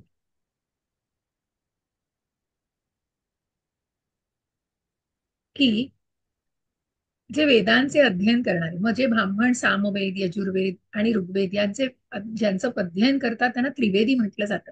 या वेदांचं ज्याला ज्ञान आहे त्याला समाजामध्ये सन्माननीय मानले जाते. मग या वेदांचा यज्ञ याग करणाऱ्यांचा निश्चितच त्यांना पुण्यवान आणि त्यांना सन्माननीय आणि तेवढा सन्मान दिला जातो. ब्राह्मणांना त्या सन्मान दिला जातो. मोठ्या मोठ्या वैदिक विद्वानांना वेदाध्ययन करण्यामागचा अंतिम उद्देश माहित नाही. म्हणून या ठिकाणी श्रीकृष्ण सांगत आहेत या त्रिवेदींचं ध्येय म्हणजे मीच आहे. की वास्तविक त्रिवेदी विद्वान हे श्रीकृष्णांच्या चरणकमलांचा आश्रय घेतात आणि भगवंतांना संतुष्ट करण्यासाठी शुद्ध भगवत भक्तीमध्ये युक्त होतात. भक्तियोगाचा प्रारंभ हरे कृष्णाच्या जपाने आणि त्याचबरोबर श्रीकृष्णांना तत्वतः जाणण्याचा प्रयत्न. पण काय होतं मग या 2 गोष्टींमध्ये फरक कसा दाखवला की वेदाध्ययन करणारे काय करतात पुण्य लोकामध्ये जातात. मग त्यांना स्वर्गलोक मिळतो. मग तिथल्या सगळ्या उपभोगांना अवलंबून पुन्हा ती सायकल काय येते खाली येते. पुन्हा ती मृत्यू लोकामध्ये त्यांचा जन्म येतो जिथे जन्म मृत्यू जरावादी. आणि म्हणूनच जे विशुद्ध भक्त इथे भगवंत सांगतायत की जे त्रिवेदींनी मानलेलं आहे सार्थ अर्थार्थी ज्ञानी जिज्ञासू हे लोक आहेत. त्रिवेदी असणारे हे ब्राह्मण लोक आहेत. त्यांनी काय केलंय तर त्यांनी निश्चितच कुठेतरी अंतिम ध्येय हे भगवंतच आहेत आणि वास्तविक त्रिवेदी विद्वान हे श्रीकृष्णांच्या चरणकमलांचा आश्रय घेतात आणि भगवंतांना संतुष्ट करण्यासाठी शुद्ध भगवत भक्तीमध्ये युक्त झालेले असतात. असे हे विशुद्ध भक्त आणि कुठेतरी कर्मकांडामध्ये आणि अशा प्रकारे अडकलेले पुण्य लोक त्यांना मिळतो. पण निश्चितच तो कुठेतरी पुन्हा पृथ्वी लोकावर त्यांना जन्म मिळतो. तेतं भुक्त्वा स्वर्गलोकं विशालं क्षिणे पुण्ये मर्त्यलोकं विशन्ति एवं त्रैधर्ममनुप्रपन्ना गतागतं काम कामा लभन्ते. हरे कृष्ण. विमल माताजी वाचू शकता? हा माताजी. याप्रमाणे स्वर्गलोकाकरता अमर्यादा विशेष सुखाचा भोग घेऊन पुण्यकर्म क्षीण झाल्यावर ते पुन्हा या मूर्ती लोकात परत येतात. अशा रीतीने वेदोक्त धर्माचे सिद्धांताचे पालन करून जे इंद्रिय भोग प्राप्त करतात त्यांना पुन्हा केवळ जन्म मृत्यूच्या चक्रात पडावे लागते. तात्पर्य. वाचो माताजी. हा, वाचा वाचा. जो उच्चतर लोकापर्यंत उन्नत होतो तो दीर्घायुष्य उपभोगतो आणि इंद्रिय तृप्ती करण्यासाठी त्याला अधिक उत्तम प्रकारच्या सुख सोयी उपलब्ध होतात, पण तरीही त्याला उच्चतर लोकांमध्ये कायमचे राहू दिले जात नाही. मनुष्याच्या पुण्यकर्माचे फळे जेव्हा समाप्त होतात तेव्हा मनुष्याला पुन्हा पृथ्वी तलावर परत पाठवले जाते. वेदांत सूत्रामध्ये सांगितल्याप्रमाणे जन्मदस्य यतः, ज्याने ज्ञानाची परिपूर्णता प्राप्त केलेली नाही, किंवा दुसऱ्या शब्दात सांगायचे तर ज्याला सर्व कारणाचे कारण श्रीकृष्ण यांचे ज्ञान झालेले नाही, तो जीवनाचा अंतिम उद्देश प्राप्त करण्यामध्ये निष्फळ ठरतो. अशा रीतीने कधी वर तर कधी खाली करण्याच्या चक्रामध्ये स्थित असल्याप्रमाणे तो पुन्हा पुन्हा उच्चतर लोकांमध्ये जातो आणि पुन्हा पुन्हा परतून येतो. तात्पर्य हेच आहे की ज्या ठिकाणी गेल्यानंतर पुन्हा परतून येण्याची मुळीच आवश्यकता नसते त्या वैकुंठ लोकाची प्राप्ती करण्याऐवजी मनुष्य केवळ स्वर्ग लोकांमध्ये आणि मृत्यू लोकांमध्ये पुन्हा पुन्हा जन्म मृत्यूच्या चक्रात पडत राहतो आणि सच्चिदानंदमय जीवन जगण्याकरता आणि पुन्हा या दुःखमय संसारात कधीही न परतण्याकरता मनुष्याने आध्यात्मिक जगताची प्राप्ती करणे हे अधिक श्रेयस्कर आहे. हरे कृष्ण माताजी. हरे कृष्ण. पुन्हा पुन्हा ती सायकल येते, तेच आपल्याला पुन्हा जन्म मृत्यू जरा व्याधी. पुण्य करतात, पुण्य क्षीण झाल्यानंतर मृत्यू लोकातून पुन्हा त्या स्वर्ग लोकातून पुन्हा त्या मृत्यू लोकात यायला लागतात. आणि म्हणूनच मग इथे कुठेतरी काय करायचं असतं की ज्या ठिकाणी गेल्यानंतर पुन्हा परतून येण्याची मुळीच शक्यता नसते त्या वैकुंठ लोकाची प्राप्ती करण्याऐवजी मनुष्य फक्त या स्वर्ग लोकात अडकलेला आहे. कारण फक्त तो सेल्फिश नाही, म्हणजे आत्मेंद्रियांवाचे काम, ती सेवा नाही केली जाते, ती फक्त एक स्वार्थापोटी केलेलं स्वतःचा कम्फर्ट लेवल, स्वतःच हे बघूनच तेवढी केलेली तरतूद असते. कुठेही तिथे सेवेचा अंश नसतो. आणि म्हणूनच त्या वैकुंठ लोकाची प्राप्ती करण्याऐवजी मनुष्य हा स्वर्ग लोकामध्ये जातो आणि पुन्हा तो स्वर्ग लोकामधील पुण्य क्षीण झाल्यावर मृत्यू लोकामध्ये पुन्हा प्राप्ती करतो. अनन्याश्चिंतयन्तो मां ये जनाः पर्युपासते तेषां नित्याभियुक्तानां योगक्षेमं वहाम्यहम्. जिंदगी के साथ भी आणि जिंदगी के बाद भी, तर असं भगवंताने सांगितलेलं आहे. LICचे ब्रीद वाक्य जे आहे ते आपण योगक्षेमम वहाम्यहम्. वाचा माताजी. हरे कृष्ण. परंतु हरे कृष्ण, जे लोक अनन्य भक्तिभावाने माझ्या दिव्य स्वरूपाचे चिंतन करीत माझी उपासना करतात त्यांच्या गरजा मी पूर्ण करतो आणि त्यांच्याकडे जे आहे त्याचे मी रक्षण करतो. तात्पर्य, कृष्ण भावने वाचून ज्याला क्षणभरही राहवत नाही तो दिवसातून 24 तास केवळ श्रीकृष्णांचेच चिंतन करतो. तो श्रवण, कीर्तन, स्मरण, वंदन, अर्चन, पादसेवन, दास्य, सख्य आणि आत्मनिवेदन या नवविधा भक्तींमध्ये रममाण झालेला असतो. अशा भक्तांना आत्मसाक्षात्कारामध्ये परिपूर्णता प्रदान करणाऱ्या अशा सर्व क्रिया मंगलमयी आणि दिव्य शक्तीने परिपूर्ण असतात. यामुळे भगवत भक्त भगवंताचे केवळ सान्निध्य प्राप्त करण्याची इच्छा करतो. असा हा भक्त निसंदेह विनाप्रयास भगवत प्राप्ती करतो. यालाच योग असे म्हणतात. भगवत कृपेमुळे अशा भक्ताला भौतिक बद्धावस्थेत पुन्हा कधीच परतावे लागत नाही. क्षेम म्हणजे भगवंताचे अहैतुक संरक्षण होय. योगाद्वारे कृष्ण भावनेची प्राप्ती होण्याकरिता भगवंत भक्ताला सहाय्य करतात आणि जेव्हा भक्त पूर्णपणे कृष्ण भावना भावित होतो तेव्हा त्याचे दुःखपूर्ण बद्धावस्थेत पतन होण्यापासून रक्षण करतात. हरे कृष्ण. हरे कृष्ण. भगवंत वाचवतायत, म्हणूनच म्हणून भगवंताने सांगितलं योगक्षेमम भाम्य, की जे काही आहे ते भगवंत रक्षण करणार आहे. तुमच्याकडे जे आहे त्याचं भगवंत रक्षण करणार आहे. जे उणं आहे ते सुद्धा देतील तुम्हाला, आणि जे आहे तुमच्याकडे त्याचंही भगवंत रक्षण करतील. आणि म्हणूनच मग जो श्रवण, कीर्तन, स्मरण, वंदन, अर्चन, पादसेवन, दास्य, साख्य, आत्मनिवेदन यांच्यामध्ये रममाण झालेला असतो, अशा भक्तांना आत्मसाक्षात्कारामध्ये परिपूर्णता प्रदान करणाऱ्या सर्व क्रिया मंगलमयी आणि दिव्य शक्तीने परिपूर्ण असतात. आणि म्हणून याला नवविधा भक्ती अशी म्हटली, की जी नवविधा भक्ती आनंददायी आहे, ती अतिशय सुलभ आहे कळणं आणि अतिशय आनंद देणारी आहे. आणि म्हणून भक्तांचे केवळ सान्निध्य प्राप्त करण्याची इच्छा, कारण ते भगवंतांशी जोडले जातात, तो योग असतो. भगवंतांशी एकरूप नाही व्हायचे, कुठेतरी विलीन नाही व्हायचे, त्यांची आयडेंटिटी सेपरेट नाही व्हायचे, पण निश्चित भगवंतांच्या जवळ जायचं आहे, भगवंतांशी जोडलं जायचं. आणि भगवत कृपेमुळे अशा भक्ताला पुन्हा भौतिक अवस्थेत परत यावं लागत नाही, जो भगवंतांच्या सेवेमध्ये दृढ झालेला आहे. कारण त्यांनी स्वतःचं स्वरूपस्थान जाणलेलं आहे.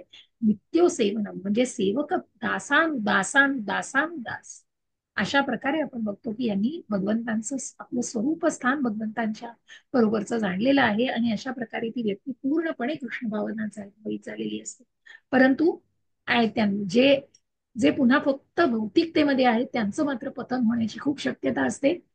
पण इथे भगवंत सांगता आहेत की जो कृष्ण भावना भावित आहे पूर्णपणे त्याचं दुःख पूर्ण बद्धावस्थेत होण्यापासून त्याचं पतन करणं थांबवू शकतात, त्याला रक्षण करू शकतात. कोण? तर भगवंतच रक्षण करू शकतात.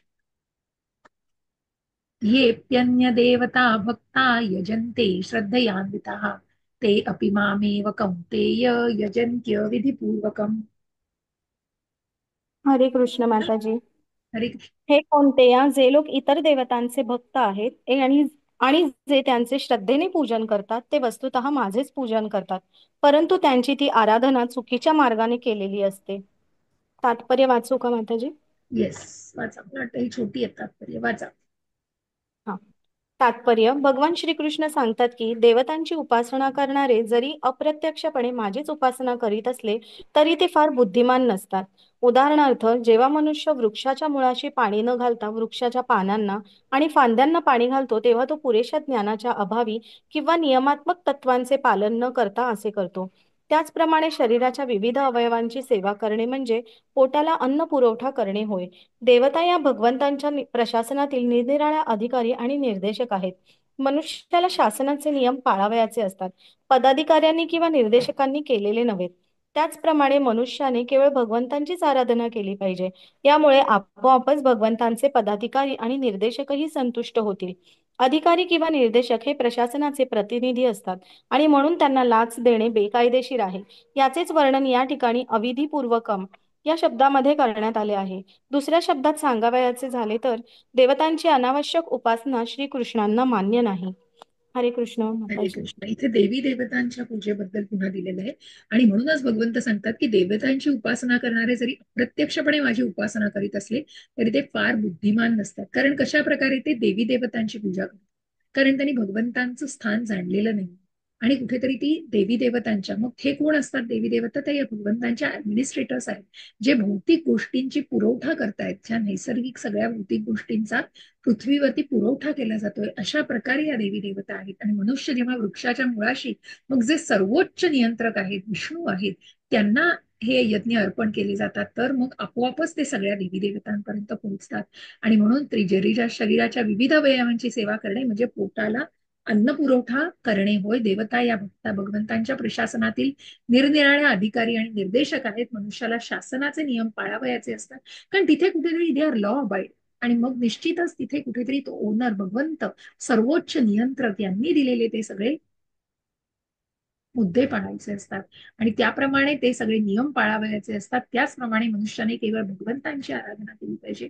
त्यामुळे आपोआपच भगवंतांचे पदाधिकारी आणि निर्देशक सुद्धा, मग भगवंतांचे भक्त संतुष्ट होतील. भगवंतांची श्रील प्रभुपादांना का आनंद होतो जेव्हा आपण भगवंतांची सेवा करतोय. आणि प्रभुपादांची सेवा तर करणं निश्चितच, ज्याप्रमाणे भगवंतांची सेवा करतो त्याप्रमाणेच भगवंतांच्या भक्ताची सेवा करणं हे भगवंतांना अत्यंत प्रिय असतं. ठीक आहे, अजून एक श्लोक घेऊया. 24. अहम ही सर्व यज्ञानां भोक्ता च प्रभुरेव च न तु मां विजानन्ति तत्त्वेज्ञातश्च वन्ति ते. हरे कृष्ण. हरे कृष्णा माताजी. हरे कृष्ण. सर्व यज्ञांचा मीच केवळ भोक्ता आणि स्वामी आहे, म्हणून जे माझे दिव्य स्वरूप तत्व जाणत नाही त्याचे पतन होते. तात्पर्य: या श्लोकात स्पष्टपणे सांगितले आहे की वेदामध्ये अनेक प्रकारचे यज्ञ सांगितले आहेत, परंतु ते सर्व यज्ञ भगवंताच्या संतुष्टीप्रित्यर्थ आहेत. यज्ञ म्हणजे विष्णू होय. भगवद्गीतेच्या 3ऱ्या अध्यायात स्पष्टपणे म्हटले आहे की मनुष्याने केवळ यज्ञ किंवा विष्णू प्रित्यर्थ कर्म केले पाहिजे. वर्णाश्रम धर्म हा विशेष करून श्रीकृष्णाच्या संतुष्टीप्रित्यर्थ योजिला आहे. म्हणून श्रीकृष्ण या श्लोकात सांगतात की मी सर्व यज्ञाचा भोक्ता आहे, कारण मी प्रभू आहे. ही वस्तुस्थिती न जाणता अल्पबुद्धी लोक क्षणिक लाभाकरता देवताची उपासना करतात, म्हणून त्यांचे संसार सागरात पतन होते आणि त्यांना जीवनाची अभिष्टा सिद्धी प्राप्त होत नाही. तथापि जर कोणाला आपल्या भौतिक कामना पूर्ण करायच्या असतील तर त्याने भगवंताकडेच याचना करणे अधिक बरे, जरी ही शुद्ध भक्ती नसली तरी, कारण अशा रीतीने त्याला इष्ट फलाची प्राप्ती होईल.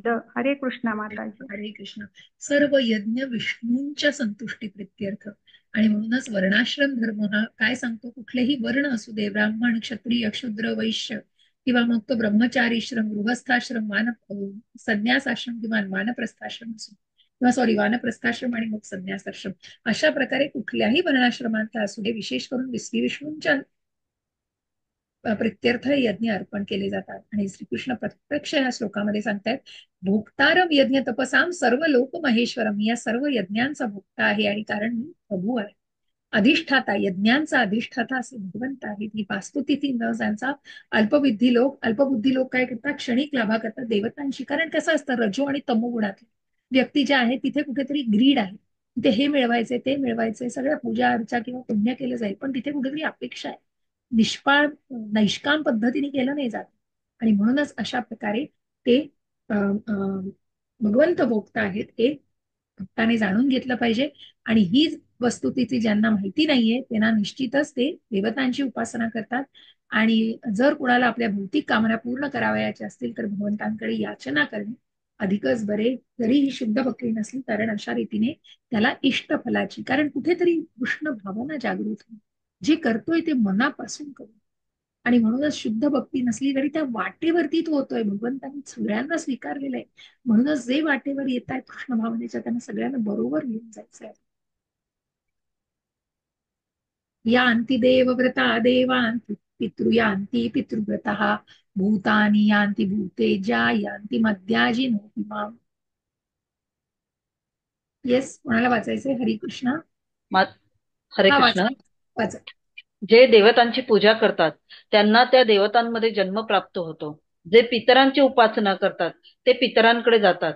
जे भूतांची उपासना करतात त्यांना भूतयोनीमध्ये जन्म प्राप्त होतो. आणि जे माझी पूजा करतात ते माझी प्राप्ती करतात. तात्पर्य, जर कोणाला चंद्र, सूर्य अथवा इतर कोणत्याही ग्रह लोकावर जाण्याची इच्छा असेल तर त्याला वेदोक्त विधिविधानांचे पालन केल्याने त्या इच्छित ग्रहलोकांची प्राप्ती होऊ शकते. जसे दर्श पौर्णमासी विधी याचे विस्तृत वर्णन वेदांच्या कर्मकांड विभागामध्ये करण्यात आले आहे. यामध्ये निरनिराळ्या ग्रहलोकांच्या अधिष्ठात्री देवतेची प्राप्ती करण्यासाठी विशिष्ट प्रकारची उपासना करण्यात आली आहे. त्याचप्रमाणे विशिष्ट प्रकारचा यज्ञ केल्याने मनुष्याला पितृलोकांची प्राप्ती होऊ शकते. तसेच मनुष्य भूतांच्या ग्रहावर जाऊ शकतो आणि यक्ष, राक्षस किंवा पिशाच्च बनू शकतो. पिशाच्योपासनेला अभिचार किंवा इंद्रजाल असे म्हणतात. इंद्रजाल किंवा जादूटोणा करणारे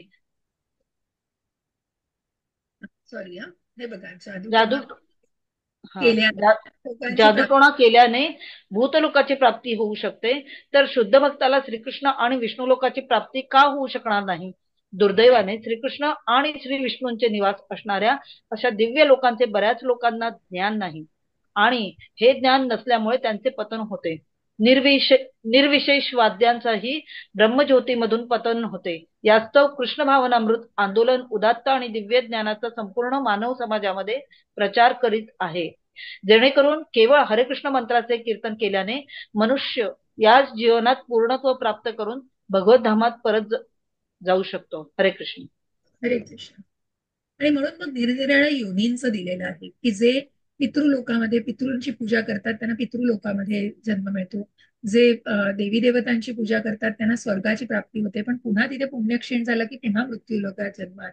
आणि दुर्दैवाने श्रीकृष्ण आणि श्री विष्णूंचा निवास असणाऱ्या अशा दिव्य लोकांचे बऱ्याच लोकांना ज्ञान नाही, आणि हे ज्ञान नसल्यामुळे त्यांचं पतन होतं. मग थोड्या गोष्टी फक्त भौतिकतेमध्ये आणि कुठेतरी वेळ जावा म्हणून किंवा अशा प्रकारे जेव्हा त्याला व्हॅल्यू केलं जातं ते दॅट इज नॉट थिंग.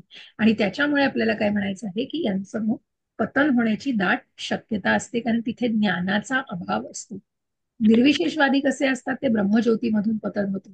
मग निर्विशेषवादी की ज्या लोकांना हे पटतंय आणि भगवंतांनी ज्या प्रकारे प्रयत्न केलेला आहे की त्यांना निवडून, त्याचप्रमाणे आपल्याला कळतं आहे की निश्चितचपणे श्रीकृष्ण आणि श्री विष्णूंचे निवास करणाऱ्या अशा दिव्य लोकांचे बऱ्याच लोकांना ज्ञान नाही. हे ज्ञान नसल्यामुळे त्यांचं पतन होतं, कारण तिथे कुठेतरी ज्ञानाचा अभाव आहे. या सगळ्या गोष्टींचा अवेअरनेस आणि त्या प्रकारे तो वाढवण्याची गरज आहे. आणि म्हणूनच कृष्ण भावनामृत आंदोलन उद्या आणि दिव्य ज्ञानाचा संपूर्ण मानव समाजामध्ये प्रचार करीत आहे. कशा प्रकारे? तर या दिव्य ज्ञानाचा, आणि म्हणूनच कृष्ण भावना भावित आंदोलन, आंतरराष्ट्रीय कृष्ण भावना भावित संघटना जी आपल्या श्रीला प्रभुपादांनी उभारलेली आहे, त्याचं मिशन हे 100 रुपये तरी, 100 वर्ष तरी हे केलेलं आहे. आणि अशा प्रकारे श्रीला प्रभुपादांनी जे, एक मिनिट हा,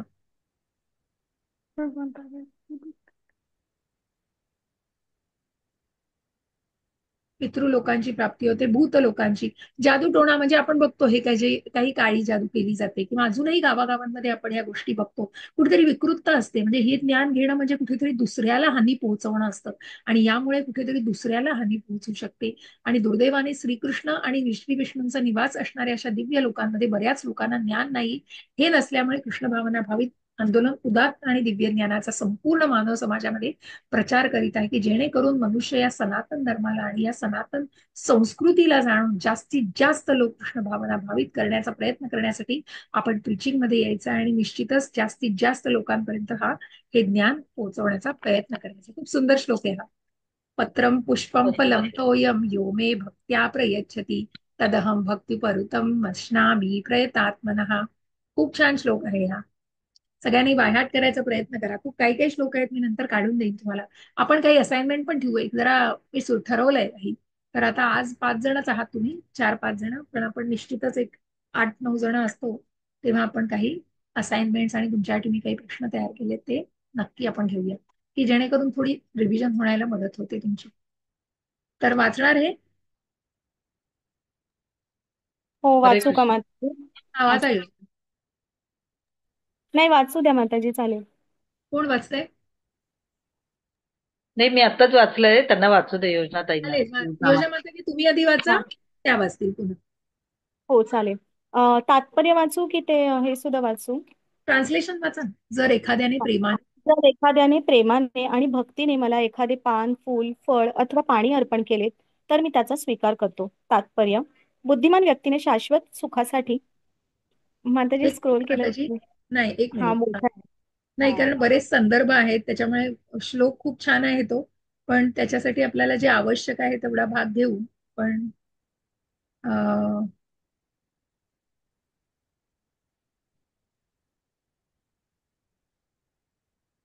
हा.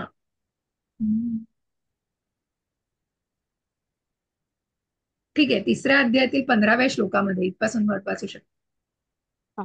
3ऱ्या अध्यायातील 15व्या श्लोकामध्ये भगवंत सांगतात, केवळ यज्ञाचे अवशेषच पवित्र असतात, आणि जे जीवनामध्ये प्रगती करण्याच्या प्रयत्नात आहे व ज्यांना संसार बंधनातून मुक्त व्हावयाचे आहे, त्यांच्यासाठी केवळ असे अवशेष सेवन करणेच योग्य आहे.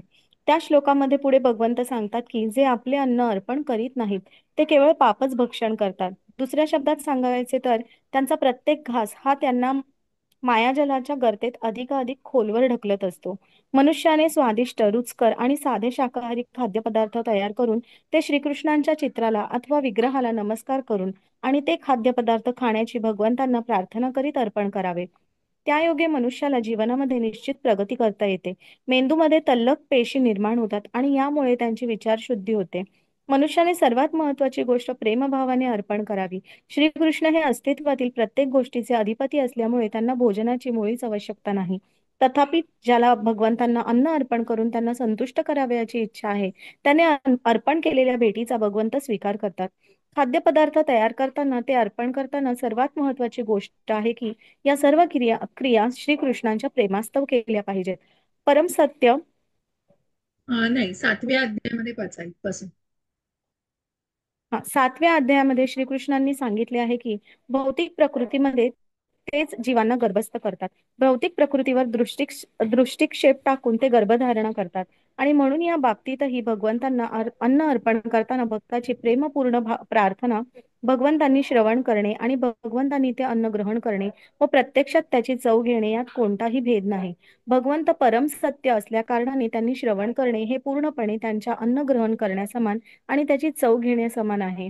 या मुद्द्यावर अधिक जोर दिला पाहिजे. जो भक्त तर्क न करता श्रीकृष्णांनी स्वतः सांगितल्याप्रमाणे तत्वतः त्यांचा स्वीकार करतो, तोच केवळ जाणू शकतो की परम सत्य अन्न ग्रहण करू शकते आणि त्याचा स्वादही घेऊ शकते. हरे कृष्ण माताजी. हरे कृष्ण. पत्रम पुष्पम फलम तोयम यो मे भक्त्या प्रयच्छति. एक पान, एक फळ, एक फूल किंवा पळीभर पाणी भगवंतांना प्रेमाने द्या, भक्तीने द्या. भगवंत आनंदाने त्याचा स्वीकार करतायत. 56 भोग दाखवतोय म्हणून आपण भगवंत निश्चित घेणार आहेत. भगवंतांना व्हरायटी पण तितकीच हवी आहे, पण म्हणूनच भगवंत गरीबातल्या गरीब लोकांकडून एक पळीभर पाणी जरी त्याने दिलं, पण तो भाव महत्वाचा आहे. भगवंत भावाचे भुकेले.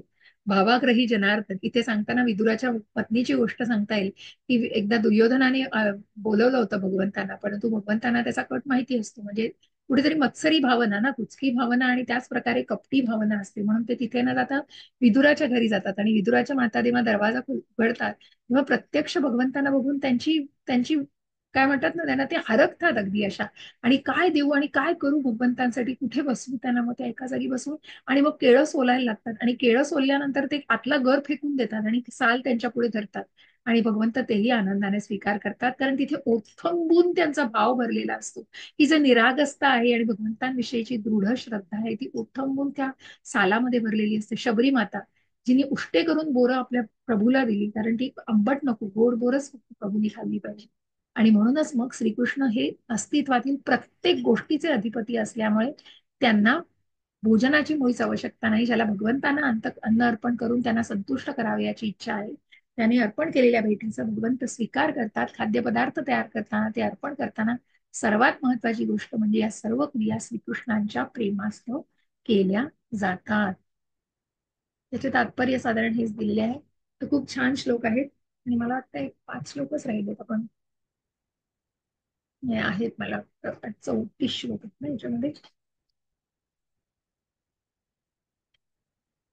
आपण अध्याय पूर्ण.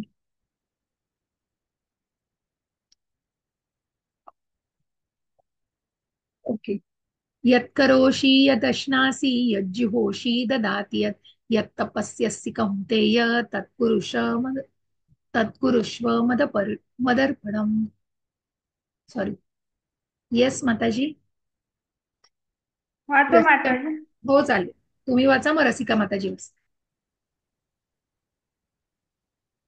वाचो माताजी. मी का हो हो कोण वाचा. वाचणार आहे? तुम्ही वाचा आता, मग माताजी वाचा. हे कोणते? तू जे जे कर्म करतोस, जे जे खातोस, जे जे हवन करतोस किंवा दान देतोस आणि तू जे तप करतोस ते सर्व मला अर्पण कर. तात्पर्य: याप्रमाणे प्रत्येकाचे कर्तव्य आहे की त्याने जीवनाला असे वळण दिले पाहिजे जेणेकरून त्याला कोणत्याही परिस्थितीत कृष्णाचे विस्मरण होणार नाही. सर्वांना वाचू प्राणधारण. संपूर्ण. सर्वांना संपूर्ण वाचू का? हो वाचा वाचा. सर्वांना प्राणधारणार्थ कर्म करावेच लागते. करावे लागते. आणि या श्लोकात भगवान सांगतात की मनुष्याने सर्व कर्मे त्यांच्या पित्यार्थ करावी. सर्वांना जगण्याकरता काहीतरी खावेच लागते, म्हणून मनुष्याने कृष्ण प्रसाद खावा.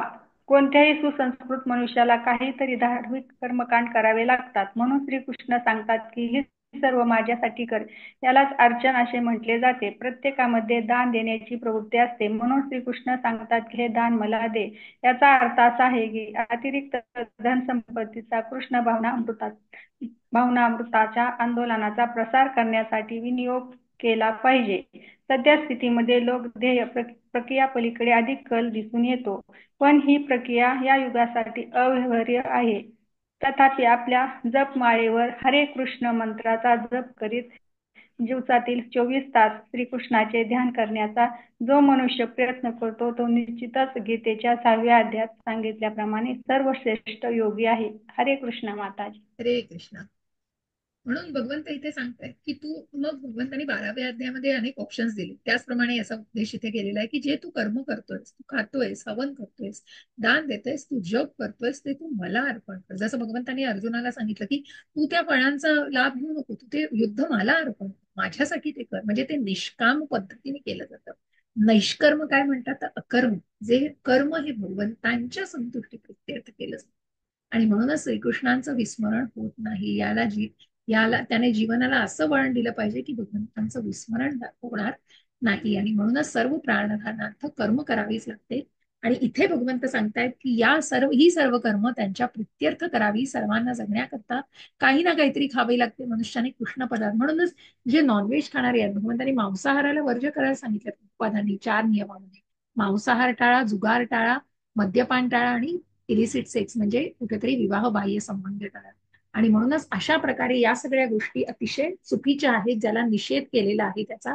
परंतु भगवंत म्हणतायत की हे सगळं असलं की नॉनव्हेज खायचं नाही म्हणून व्हेज सुद्धा खातायत, पण ते भगवंतांना अर्पण केल्याशिवाय, आणि मग तुम्ही पापच खाताय. मग ते जास्त महत्वाचं आहे की कृष्ण प्रसादच खावा.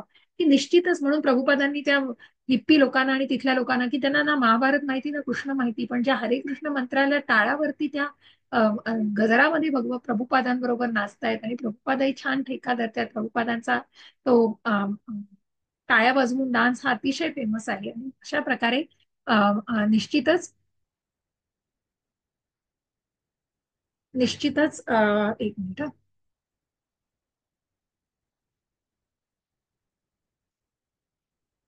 हा, ते दान दिलं जातं. आणि म्हणूनच प्रभुपादांचं जे आपण ऐकतो की कशा प्रकारे भगवंतांना शुद्ध भक्त आणि भगवंतांचे हे विशुद्ध भक्त असते, सततं तीर्थयंतो माम, की कशा प्रकारे भगवंतांची स्तुती करण्यामध्ये हे भगवंत हे पूर्णपणे युक्त झालेले असतात. मग ते कर्मकांडापासून लांब असतात, स्वतःच्या इंद्रिय प्रित्यर्थ नाही, तर भगवंतांच्या इंद्रियांना संतुष्ट करण्यासाठी असतात. आणि म्हणूनच भगवंत म्हणतायत तू हे सगळं माझ्यासाठी कर. यालाच अर्चन म्हटलं जातं.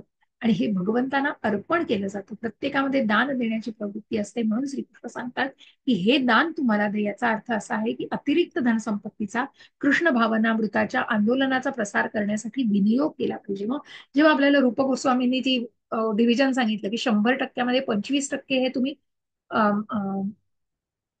स्वतःपुरते ठेवा किंवा नातलगांच्या सोयीसाठी ठेवा, 25% नातलगांच्या सोयीसाठी, आणि 50% जे आहेत ते भगवंतांच्या चरणावर त्यांच्या सेवे प्रित्यर्थ अर्पण करा.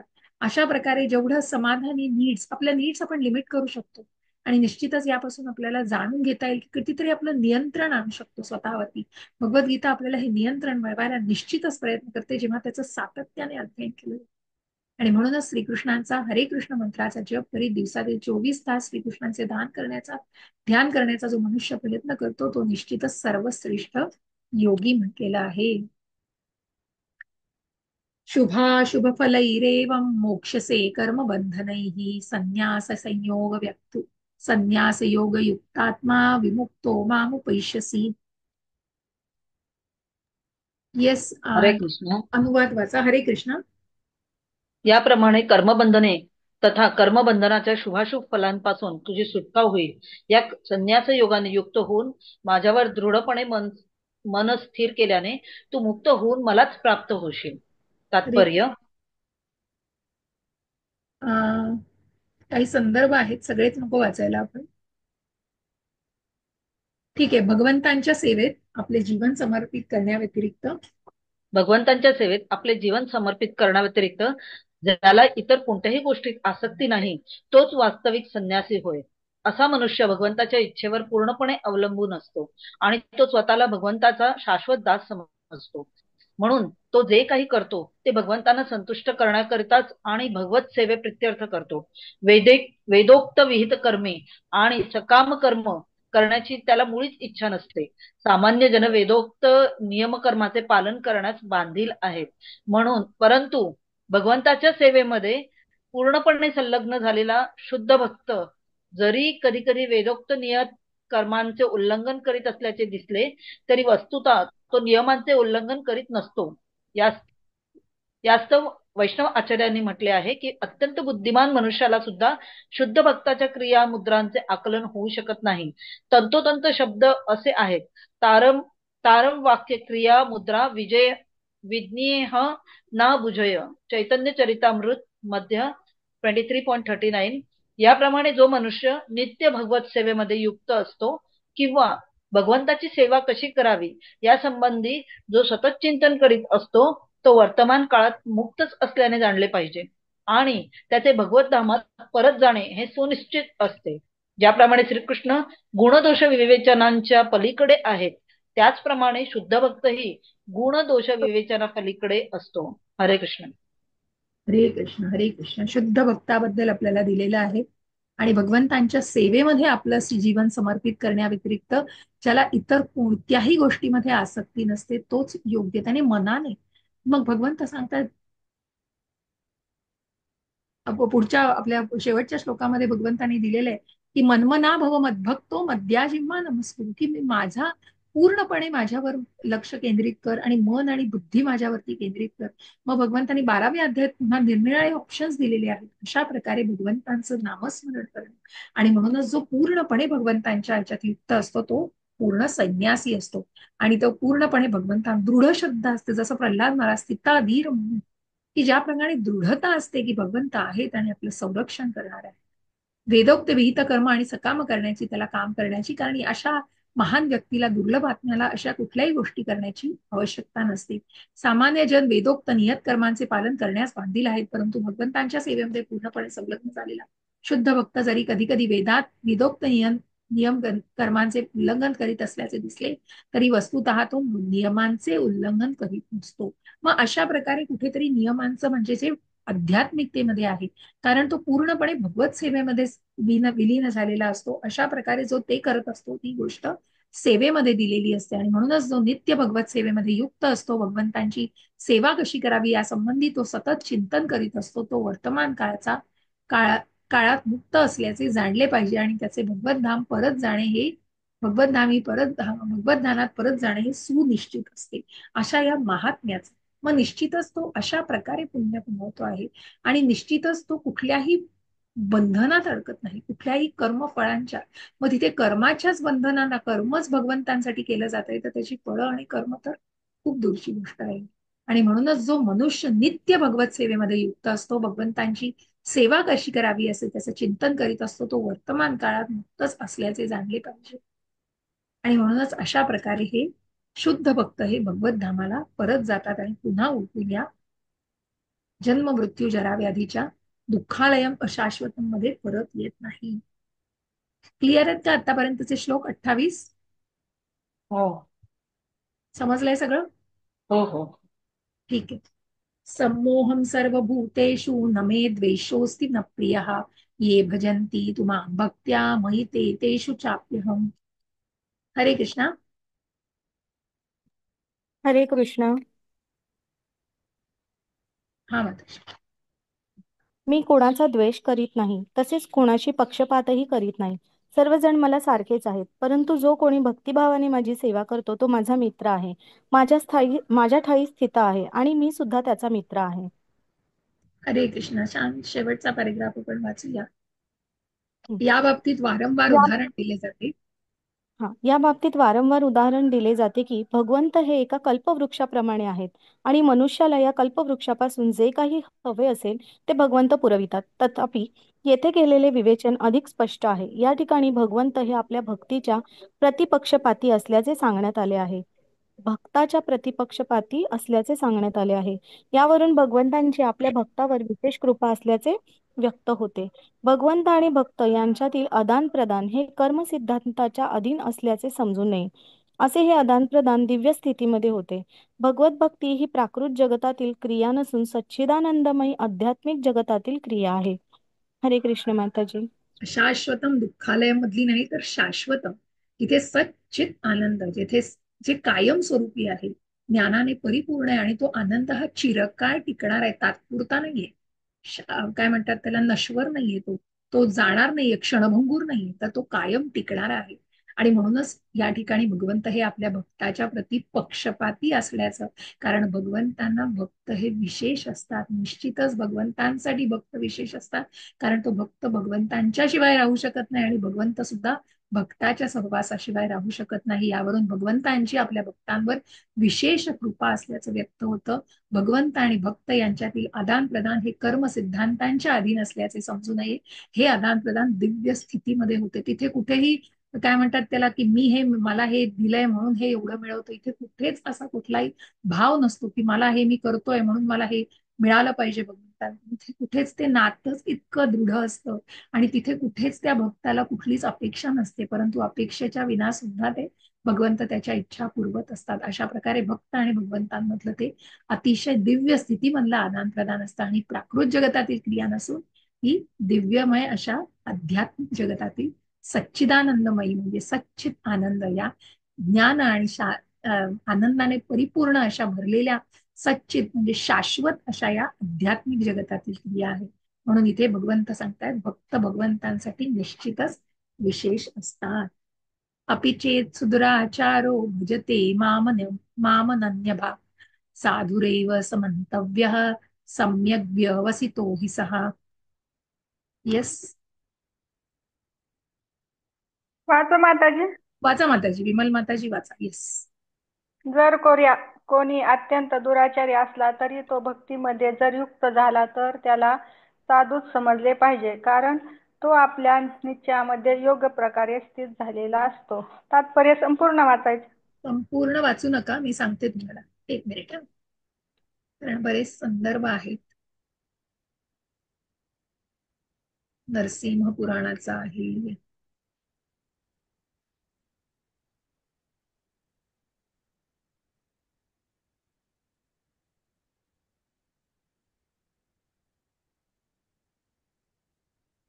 हा, जो कृष्ण भावनेमध्ये स्थित आहे, जो कृष्ण भावनेमध्ये स्थित आहे आणि दृढ निश्चयाने हरे कृष्ण कृष्ण कृष्ण हरे हरे, हरे राम राम राम हरे हरे ह्या महामंत्राचा जप करण्यात मग्न झालेला असेल, जरी त्याने आकस्मिकपणे अथवा योगायोगाने पतन झाले तरी तो दिव्य अवस्थेमध्ये स्थित असल्याचे जाणले पाहिजे. साधुरेव हा शब्द महत्वपूर्ण आहे. हा शब्द अभक्तांना बजावतो की आकस्मिकपणे झालेल्या पतनामुळे भक्ताचा उपवास करू नये. जरी त्याचे आकस्मिकपणे पतन झाले तरी त्याला साधू समजले पाहिजे. मंतव्य हा शब्द तर अधिकच महत्वपूर्ण आहे. जर एखाद्याने या नियमाचे पालन केले नाही आणि पतन झालेल्या भक्ताचा उपवास केला तर त्याने भगवंताच्या नियमाचे उल्लंघन केल्याप्रमाणे आहे. आढळ दृढ निश्चयाने केवळ भक्तीमध्ये युक्त होणे हीच एखाद्या भक्ताची योग्यता आहे. नरसिंह पुराणात पुढील श्लोक सांगण्यात आला आहे. वाचता माताजी. नरसिंह पूर्ण. हो, चला ठीक आहे, श्लोक आपण वाचून घेऊ. भगवती चहरा वदन्य चेता वृषमलिनो अपि विराजते मनुष्यः नहि शशकलु षष्ठ बिहि सदाचित कदाचित तिमिर पराभवतामुपैति चंद्रः. हरे कृष्णा. हरे कृष्ण. अर्थात भगवत भक्तीमध्ये पूर्णपणे संलग्न झालेला मनुष्य जरी निंद कृत्य करताना आढळला तरी त्याचे कृत्य म्हणजे चंद्रावर असलेल्या सशाच्या डागाप्रमाणे असल्याचे जाणले पाहिजे. अशा कलंकामुळे चंद्रप्रकाशाच्या प्रसारणामध्ये मुळीच बाधा येत नाही.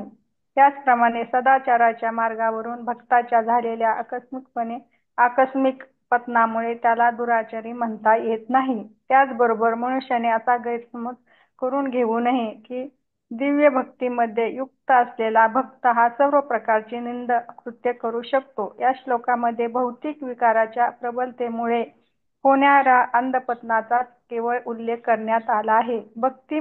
भक्ती करणे म्हणजे माया शक्ती विरुद्ध युद्ध पुकारणे होय.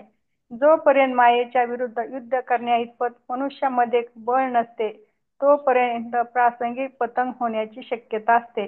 परंतु मनुष्याला जेव्हा पुरेसे बळ प्राप्त होते तेव्हा त्याचे पूर्व सांगितल्याप्रमाणे असे पतन होत नाही. कोणीही या श्लोकाचा गैरफायदा घेऊन अशोभनीय कृत्य करीत अजूनही आपणच भक्त असल्याचे समजू नये. जर त्याने भक्तीद्वारे आपले चरित्र सुधारले नाही तर तो उच्च भक्ती नाही हे जाणले पाहिजे. हरे कृष्ण.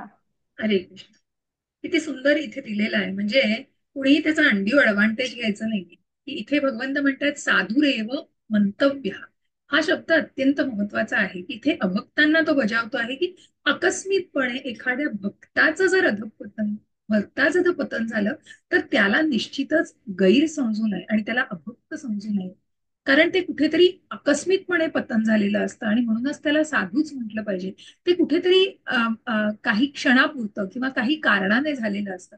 आता आपण जेव्हा म्हणतो की इथे उदाहरण देताना अजामिलाचं उदाहरण देणं तितकं योग्य नाही, परंतु त्यालाही दुसरी संधी मिळालेली आहे. परंतु इथे भगवंत म्हणतायत की ज्याचं काही कारणामुळे म्हणजे आकस्मिकपणे जर त्याला काही त्या भौतिकतेमध्ये पतन झालं तर त्याचा अर्थ त्याला पूर्णपणे त्याच्यावर काय म्हणतात ना, त्याला पूर्णपणे बाद करणं आणि पूर्णपणे त्याला अभक्त म्हणणं हे योग्य नाही. आणि म्हणून त्याच्याच बरोबर भगवंत हेही सांगतायत की म्हणून भक्ताला अशी सूट दिलेली नाही की त्याने वाटेल ते वागलं तरी पण मग तो भक्तच म्हटला जाईल, तसं नाहीये. तर तिथे निश्चित कुठेतरी स्पेसिफिकेशन आहे, त्या गोष्टीला जाणून घ्यायचं आहे की त्या गोष्टीचं कारण हे योग्य झालं असलं पाहिजे. आणि म्हणूनच अशी कृत्य म्हणजे चंद्रावर असलेल्या सशाच्या डागाप्रमाणे आहे.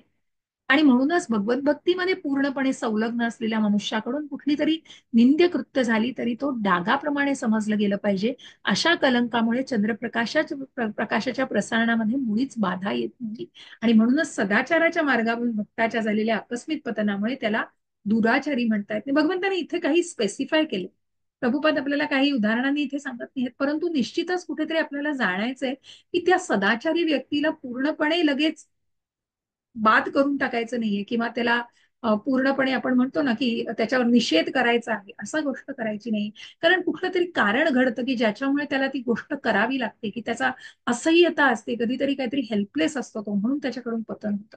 आणि म्हणूनच दिव्य भक्त भगवत भक्तीमध्ये जो युक्त असेल त्याच्याकडून कुठलीही निंद्य कृत्य केली म्हणजे आपण म्हणतो ना की मग मी भक्त आहे म्हणून मी वाटेल तसा वागू शकतो तरी मला भक्तच म्हटलं जाईल, हे मात्र निश्चितच योग्य नाही. आणि म्हणूनच अशा प्रकारे भक्ती करणे म्हणजे मायाशक्ती विरुद्ध युद्ध पुकारणे होय. कारण त्या मायेच्या विरुद्ध जायचंय. तर आपल्याला त्या भक्तीचा पहिला मार्ग जसं श्रद्धा, साधुसंग, भजन क्रिया आणि अनर्थ निवृत्ती, आणि म्हणूनच ती माया शक्ती आहे त्याच्या विरुद्ध युद्ध पुकारायचंय. म्हणजेच त्या अनर्थ निवृत्ती, त्याच्यातनं मायेच्या त्या आच्छादनातून बाहेर पडायचंय, त्या कोशातून बाहेर पडायचंय. आणि म्हणूनच मायेच्या विरुद्ध युद्ध करण्याइतपत मनुष्यामध्ये जोपर्यंत बळ नसते तोपर्यंत प्रासंगिक पतन होण्याची निश्चित शक्यता असते. कारण म्हणून तर जो आपण मिथ्याचार भगवंतांना नकोय. आपण जे बघितलं 4थ्या अध्यायामध्ये की मग साधूची वस्त्र धारण केलेत आणि हातात सिगरेट आहे आणि मोबाईल, हे कुठलं मग? मग भले ती व्यक्ती कुठलं वस्त्र वगैरे धारण केलेली नसेल, भगवं वस्त्र, पण मनापासून जिथे कृष्ण भावना स्वीकारलेली आहे, दृढ अशी कृष्ण भावना आहे, तिथे मात्र ती व्यक्ती पूर्णपणे कृष्ण भावनेमध्ये दृढ असते आणि मग त्याचं पतन होते. कारण कृष्ण भावना भावित व्यक्ती अशा प्रकारे स्वतःला त्या साच्यात टाकत असते की तिला मग त्या भक्ताला ना कुठल्याही मोक्षाची अपेक्षा असते ना कुठल्याही फळांची अपेक्षा असते. अशा प्रकारचं त्याचं ते कर्म असतं. आणि म्हणूनच त्याला आपल्या भक्तीद्वारे त्याने आपले चरित्र सुधारले नाही तर तो उच्च भक्त नाही. मग अशा प्रकारे मनुष्याला जेव्हा पुरेसं बळ प्राप्त होतं तेव्हा त्याने पूर्वी सांगितल्याप्रमाणे असं पतन होत नाही. आणि या श्लोकाचा गैरफायदा घेऊन असं अशोभनीय कृत्य करीत अजूनही आपण भक्त असल्याचं समजू नये. म्हणजे इथे कुठेतरी फक्त त्याचा अनड्यू ऍडव्हान्टेज घेऊ नका, त्याचा डिसएडव्हान्टेज करून मग अशा प्रकारे मी भक्त आहे आणि मी वाटेल ते करायला मोकळा आहे तरी मला भक्तच म्हणतील सगळं, मग तिथे कुठेतरी खूप अशोभनीय अशी गोष्ट आहे ती. आणि ती एका भक्ताला निश्चितच शोभणार नाही, हे निश्चितपणे जाणलं पाहिजे. 3 श्लोक आहेत, आपण आज अध्यायातलं पूर्ण होऊ तर आपण पूर्ण करूया. क्षिप्रम भवति धर्मात्मा शश्वत शांती निगच्छति कौंतेय प्रतिजानीहि न मे भक्त प्रणश्यति, न मे भक्त प्रणश्यति. बघा, हरे कृष्ण. कोण वाचणार? वाचते माताजी. वाचा, हरे कृष्ण. हा. तो लवकरच धर्मात्मा सदाचारी होतो आणि त्याला शाश्वत शांती प्राप्त होते. हे कौंतेय, निर्भय हो आणि घोषणा कर की माझ्या भक्ताचा कधीही नाश होत नाही. तात्पर्य वाचायचंय का? एक मिनिट माताजी. हं.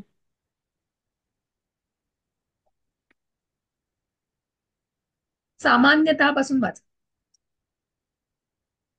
सामान्यतः इथे मी ॲरो ठेवलाय बघ. हा. सामान्यतः नवविधा भक्तीमध्ये निमग्न झालेला भक्त हा हृदयातील सर्व भौतिक कल्मशांपासून शुद्ध होण्याच्या प्रयत्नात असतो. तो भगवंतांना आपल्या हृदयात स्थापित करतो आणि त्यामुळे त्याचे सर्व पापपूर पापपूर्ण दोष साहजिकच धुतले जातात. निरंतर भगवत चिंतनामुळे तो पूर्णपणे शुद्ध होतो. वेदांनुसार असा एक नियम आहे की जर कोणी उच्च स्थानापासून च्युत झाला तर त्याला स्वतःच्या शुद्धीकरिता काही विशिष्ट धार्मिक विधी करावे लागतात. परंतु येथे तर अशी काही अट घातलेली नाही, कारण भक्तांच्या हृदयात निरंतर भगवत स्मरणामुळे शुद्धीकरणाची प्रक्रिया चाललेली असते. म्हणून हरे कृष्ण कृष्ण कृष्ण हरे हरे, हरे राम राम राम हरे हरे या महामंत्राचे अखंडपणे कीर्तन चालू ठेवले पाहिजे. यामुळे सर्व आकस्मिक अधःपतनांपासून भक्ताचे रक्षण होईल. अशा रीतीने तो प्राकृत विकारांपासून सदैव मुक्त राहील. हरे कृष्ण माता. हरे कृष्ण. मग हे कुठल्याही आपण म्हणतो जर कोणी उच्च स्थानापासून च्युत म्हणजे जो पतन झालेला असेल तर त्याला स्वतःच्या शुद्धीकरता काही विशिष्ट धार्मिक विधी करायला लागतात. मग कुठल्या तरी निरंतर भगवत चिंतनामुळे तो पूर्णपणे शुद्ध होत असतो. मग काही वेळेला हे विधी सांगितलेले आहेत, काही वेदांमध्ये याची विधी सांगितलेली आहे, पण भक्तियोग काय सांगतोय की हरेर नम केवलम, की तुम्ही नामस्मरण हे जे हरे कृष्ण कृष्ण कृष्ण हरे हरे, हरे राम राम राम हरे हरे. आणि म्हणूनच भक्तांच्या हृदयामध्ये निरंतर अशा भगवत स्मरणामुळे शुद्धीकरणाची क्रिया ही सततच चालू असते. कारण भगवंतांनी चैतन्य महाप्रभूंनी सांगितलंय चेतो दर्पण मार्जना, आणि म्हणून त्या चेतो म्हणजे तो जो आरशावरची धूळ पुसली नाही तर तो आपलं चित्र कसं आपल्याला प्रतिबिंब दिसणार आहे. त्याचप्रमाणे या हृदयाची स्वच्छता आणि त्याला शुद्ध त्याच्या इम्प्युरिटीज पासून त्याला पूर्णपणे प्युअर करण्याचं काम कोण करते तर नामस्मरण. आणि त्यामुळे सर्व आकस्मिक अशा अधःपतनापासून भक्तांचं रक्षण केलं जातं. म्हणूनच इथे कुठल्याही बाकी गोष्टींपासून आणि म्हणूनच नवविधा भक्तीमध्ये निमग्न झालेला भक्त हृदयातील सर्व भौतिक कल्मशापासून शुद्ध होण्याच्या प्रयत्नात असतो. तो भगवंतांना आपल्या हृदयामध्ये स्थापित करतो. सर्व पापपूर्ण दोष त्याचे साहजिकच धुतले जातात. म्हणून चेतो दर्पण मार्जन. आणि म्हणूनच मग त्याला कुठल्याही विशिष्ट अशा वेगळ्या कर्मांची गरज पडत नाही, तर तो नामस्मरणाने स्वतःला शुद्ध करू शकतो. म्हणून भगवंतांनी चैतन्य महाप्रभूंनी हा जो महामंत्र पृथ्वीवर आणलेला आहे त्या महामंत्राचं महात्म्य हेच आहे की निश्चितच त्याने हृदयाची शुद्धी होते आणि शुद्ध असं हृदय आपल्याला निश्चितच या भगवत भक्तीमध्ये सततच निरंतरपणे ठेवतं आणि कुठल्याही प्रकारच्या अधःपतनापासून ते भक्तांचं रक्षण करतं. माम हि पार्थ व्यपाश्रित्य ये अपि स्युः पापयोनयः स्त्रियो वैश्यास्तथा शूद्रास ते अपि यान्ति परां गतिम्. येस माताजी.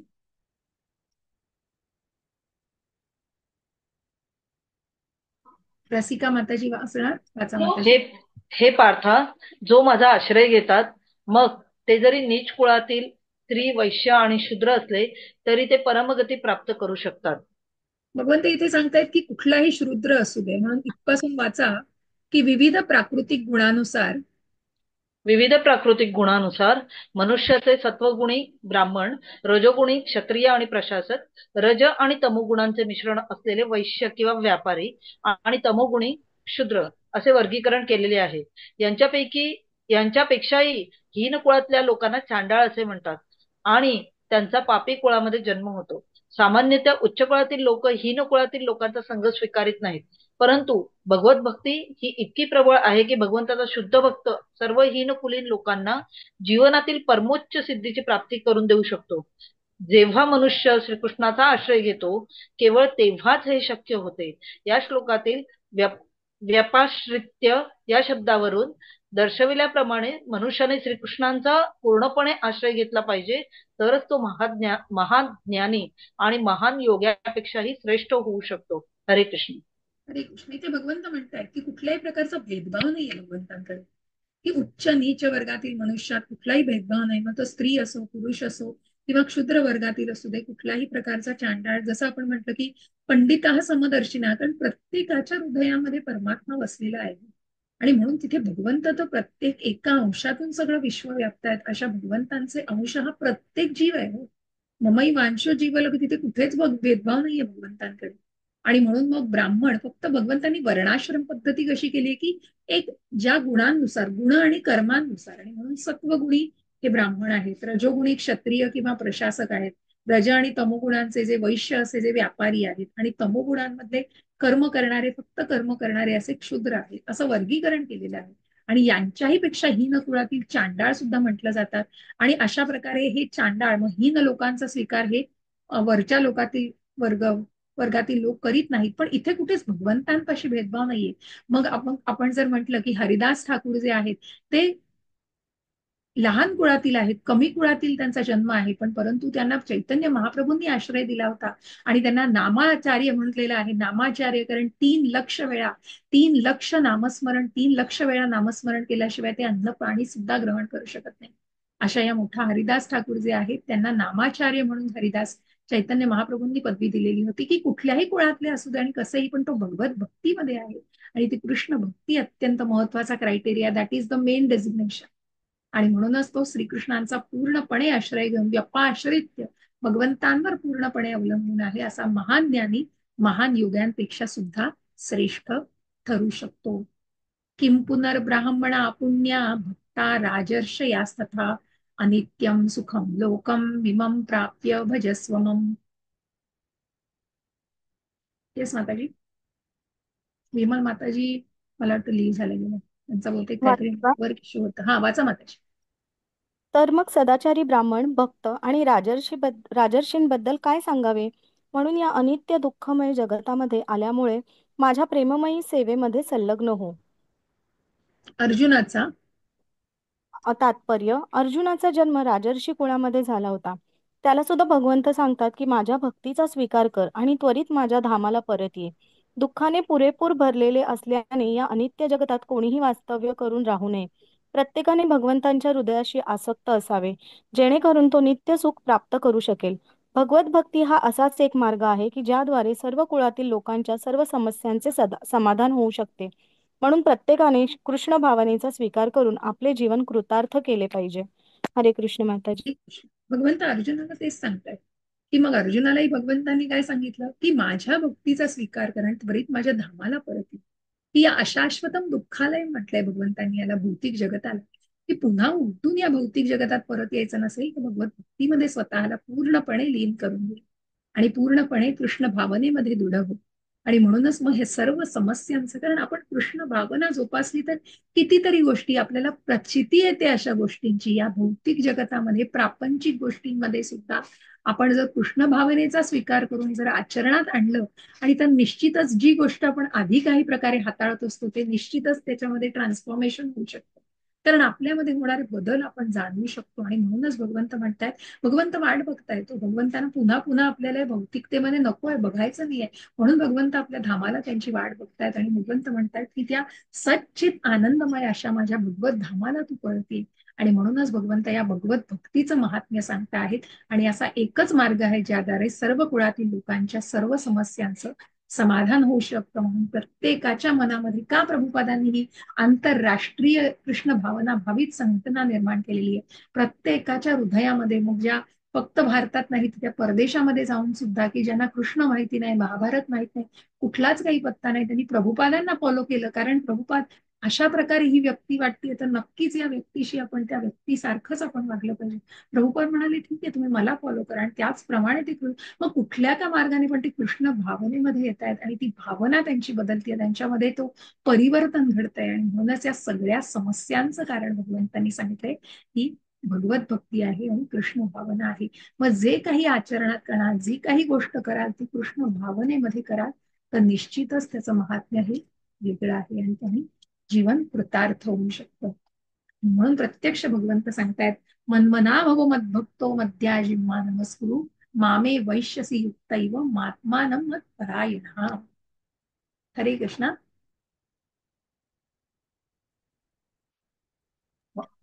वाचू मा- वाचा माताजी. येस, शेवटचा श्लोक हरे आहे. कृष्ण. आपले मन सदैव माझे चिंतन करण्यामध्ये युक्त कर. माझा भक्त हो, मला नमस्कार कर आणि माझे पूजन कर.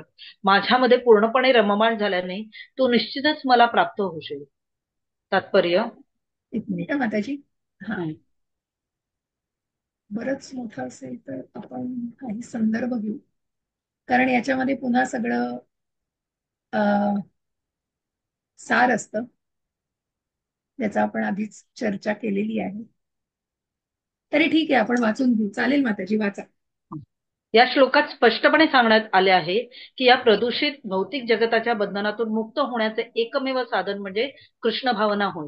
या ठिकाणी स्पष्टपणे सांगितले आहे की सर्व भक्तिपूर्ण सेवा भगवान श्रीकृष्णांना अर्पण केली पाहिजे. परंतु कधी कधी तत्वहीन भाष्यकार या विधानांचा विपरीत अर्थ काढतात. दुर्दैवाने असे तत्वहीन दुष्ट भाष्यकार जी गोष्ट मुळीच संभाव्य नाही अशा गोष्टींकडे वाचकांचे मन वळवितात. असे भाष्यकार जाणत नाहीत की श्रीकृष्ण आणि श्रीकृष्णांचे मन यामध्ये मुळीच भेद नाही. श्रीकृष्ण हे साधारण मनुष्य नसून ते परमसत्य आहेत. त्यांचा देह, त्यांचे मन आणि स्वयं भगवान श्रीकृष्ण हे एकच आणि परिपूर्ण आहेत. भक्ती सिद्धांत सरस्वती गोस्वामींनी चैतन्य चरितामृतावरील 5वा अध्याय आदी लीला 41.48 आपल्या अनुभाष्य या भाष्यामध्ये उल्लेख केल्याप्रमाणे कर्मपुराणात म्हटले आहे की देही देही विभेदोयम नेश्वरे विद्यते क्वचित. अर्थात पुरुषोत्तम भगवान श्रीकृष्ण आणि त्यांचा देह यामध्ये मुळीच भेद नाही. परंतु भाष्यकारांना हे कृष्ण विज्ञान ज्ञात नसल्यामुळे ते श्रीकृष्णांना लपवितात आणि त्यांच्या स्वरूपाचे त्यांच्या देहापासून अथवा मनापासून विभाजन करतात. कृष्ण विज्ञानासंबंधी हे जरी निव्वळ अज्ञान असले तरी काही लोक जनतेला भ्रमित करून स्वतःचा स्वार्थ साधतात. काही लोक आसुरी वृत्तीचे असतात आणि ते सुद्धा श्रीकृष्णाचे चिंतन करतात, पण त्यांचे चिंतन हे श्रीकृष्णांचा मामा कंसाप्रमाणे द्वेषपूर्ण असते. कंस देखील सदैव श्रीकृष्णाचे चिंतन करीत होता, परंतु तो श्रीकृष्णांना आपला शत्रू समजत होता. केव्हा कृष्ण येईल आणि आपल्याला ठार मारेल या विचाराने तो नेहमी चिंतातुर असे. अशा प्रकारे केलेले चिंतन आपल्याला सहाय्यकारक ठरू शकत नाही. मनुष्याने भगवान श्रीकृष्णाचे चिंतन भक्तिपूर्ण प्रेमभावाने केले पाहिजे. याला भक्ती असे म्हटले जाते. मनुष्याने निरंतर कृष्ण विज्ञानाचे अनुशीलन करावे. असे अनुशीलन अनुकूल केव्हा होते तर त्याकरिता प्रामाणिक आचार्याकडून हे कृष्ण विज्ञान शिकले पाहिजे. श्रीकृष्ण हे पुरुषोत्तम श्री भगवान आहेत आणि आम्ही अनेक वेळा स्पष्ट केले आहे की भगवंताचा देह हा प्राकृत नसून सच्चिदानंदमयी आहे. अशा प्रकारे श्रीकृष्णाचे चिंतन केल्याने मनुष्य भक्त होऊ शकतो. अन्यथा अयोग्य व्यक्तींपासून श्रीकृष्णांना जाणणे व्यर्थच ठरते. म्हणून मनुष्याने शाश्वत आदिपुरुष श्रीकृष्णांच्या स्वरूपामध्ये मनाला निमग्न ठेवून श्रीकृष्णाच्या आराधनेमध्ये स्वतःला संलग्न करावे. श्रीकृष्णांच्या पूजनासाठी भारतामध्ये हजारो मंदिरे आहेत आणि या ठिकाणी श्रीकृष्णांची भक्तिपूर्ण सेवा केली जाते. अशी भक्तिपूर्ण सेवा करताना मनुष्याने श्रीकृष्णांना वंदन केले पाहिजे. मूर्तीसमोर नतमस्तक होऊन आपले तन मन आपली कर्मे सर्व काही युक्त केले पाहिजे. यामुळे तो दृढपणे श्रीकृष्णांमध्ये रममाण होऊ शकेल आणि त्याला श्रीकृष्ण लोकाची प्राप्ती होणे सुलभ होईल. तत्वहीन भाष्यकारांमुळे मनुष्याने भ्रमित होऊ नये. श्रीकृष्णांच्या श्रवण कीर्तनादी नवविधा भक्तीमध्ये मनुष्याने निमग्न झाली पाहिजे. शुद्ध भक्ती ही मानव समाजाची परम उपलब्धी आहे. ज्ञानयोग आणि सकाम कर्म यापासून मुक्त अशा शुद्ध भगवत भक्तीचे निरूपण भगवद्गीतेच्या 7व्या आणि 8व्या अध्यायामध्ये करण्यात आले आहे. जे लोक पूर्णपणे शुद्ध झालेले नाहीत ते निर्विशेष ब्रह्मज्योती आणि अंतर्यामी परमात्मा रूपाकडे आकृष्ट होतात. परंतु शुद्ध भक्त हा प्रत्यक्ष भगवंताची सेवा करतो. श्रीकृष्णावर एक सुंदर काव्य रचना करण्यात आली आहे. या कवितेमध्ये म्हटले आहे की देवतांचे उपासक ही निर्बुद्ध असतात आणि त्यांना कृष्ण प्राप्ती कधीही होत नाही. प्रारंभावस्थेमध्ये एखाद्या भक्ताचे कधी कधी मार्गावरून पतन होऊ शकते, परंतु तरीही त्याला इतर सर्व तत्वज्ञानी आणि योग्यापेक्षा श्रेष्ठ समजले पाहिजे. जो सदैव कृष्ण भावनेमध्ये युक्त असतो त्याला परिपूर्ण साधू मानले पाहिजे. त्याने प्रसंगावश केलेली भक्ती विहीन कर्मे नष्ट होतील आणि लवकरच तो निसंदेह परमसिद्धी प्राप्त करील. वास्तविक शुद्ध भक्ताचे पतन होण्याची कधीच शक्यता नसते, कारण भगवंत स्वतः शुद्ध भक्ताची काळजी घेतात. म्हणून बुद्धिमान मनुष्याने प्रत्यक्ष कृष्ण भावनेचा स्वीकार करावा आणि ह्या भौतिक जगतामध्ये सुखाने जीवन व्यतीत करावे. अखेरीस त्याला कृष्णरूपी सर्वात महान वस्तू प्राप्त होईल. या प्रकारे भगवद्गीतेच्या राजविद्या राजगुह्य योग या नवव्या अध्यायावरील भक्ती वेदांत भाष्य संपन्न. हरे कृष्ण. कृष्णार्पणमस्तु.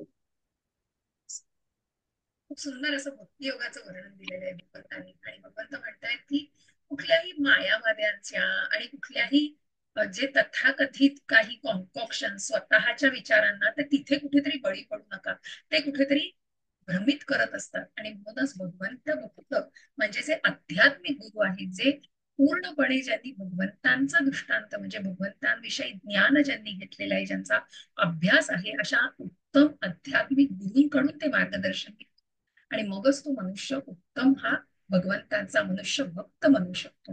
कारण मग भगवंत आणि भगवंतांचं मन आणि शरीर आणि भगवंतांचा आत्मा शरीर यात फरक नाही हो. हेच आध्यात्मिक भगवंतांचं आध्यात्मिक असणं हेच आहे. जरी मनुष्य रूप भगवंतांनी घेतलेलं असतं तरी भगवंत हे म्हणून क्वालिटेटिव्हली, पुन्हा तो अचिंत्य भेद हवे की क्वालिटेटिव्हली आपण भगवंतांसारखेच आहोत, पण क्वांटिटेटिव्हली नाही. भगवंतांचं परिमाणात्मक असं हे स्वरूप आहे, हे अचिंत्य आहे आणि ते कुणीही भेदू शकत नाही. कशा प्रकारे भगवंतांच्या अनेक शक्ती आहेत आणि भगवंतांच्या शक्तीने भगवंत जवळही आहेत, भगवंत दूरही आहेत. ज्या अश्वत्थाम्याचं सॉरी, ज्या परीक्षित महाराजांचं भगवंतांनी त्या उत्तरेच्या गर्भामध्ये रक्षण केलेलं आहे, असे भगवंत सूक्ष्मात सूक्ष्म आहे आणि अतिशय काय म्हणतात ना, विराट असे रूप सुद्धा भगवंतांचं आहे. आणि अशा प्रकारे भगवंतांची सेवा करण्यासाठी अनेक मंदिरं आहेत जिथे भगवंतांची सेवा केली जाते आणि अर्च विग्रह आहेत जिथे नतमस्तक होऊन आपलं तन मन आपली कर्म ही भगवंतांसाठी केली पाहिजेत. कारण मग अशा प्रकारे ही भक्तीची सेवा, ज्या कर्मातून आपण भक्ती बघितली की कर्म करणं हे भगवंतांविषयी कर्म करणं. मग पुढे जाऊन आपल्याला 10वा-11वा अध्याय आपल्याला थोडासा विभूती योग आणि विश्वरूप दर्शन योग, पण प्रत्यक्ष जेव्हा भक्ती योग 12वा आहे तिथे पुन्हा आपल्याला या सगळ्या प्रकारच्या भक्ती, नवविधा भक्ती तर आपण बघितल्या, या सेवा आहेत. पण त्याच्या व्यतिरिक्त भगवंत अजून काय काय ऑप्शन्स देतात की कशा प्रकारे तुम्ही या भक्तीमध्ये स्वतःला रममाण करू शकता. आणि म्हणूनच श्रीकृष्णांच्या श्रवण कीर्तनादी नवविधा भक्तीमध्ये मनुष्याने निमग्न झाले पाहिजे आणि शुद्ध भक्ती ही मानव समाजाची परम उपलब्धी आहे. म्हणूनच हे अतिशय काय म्हणतात हो, कृष्ण भावना जोपासायची आहे आणि प्रत्येकामध्ये एकाने अजून 2 जणांना, दोनांनी अजून 4चे 8, 8चे 16 अशा प्रकारे याचं बीज प्रत्येकामध्ये रोवायचं. आणि ही जी भक्ती लता आहे ना याची, ही भक्ती लता अतिशय सुंदर वेल त्याचा वाढणार आहे.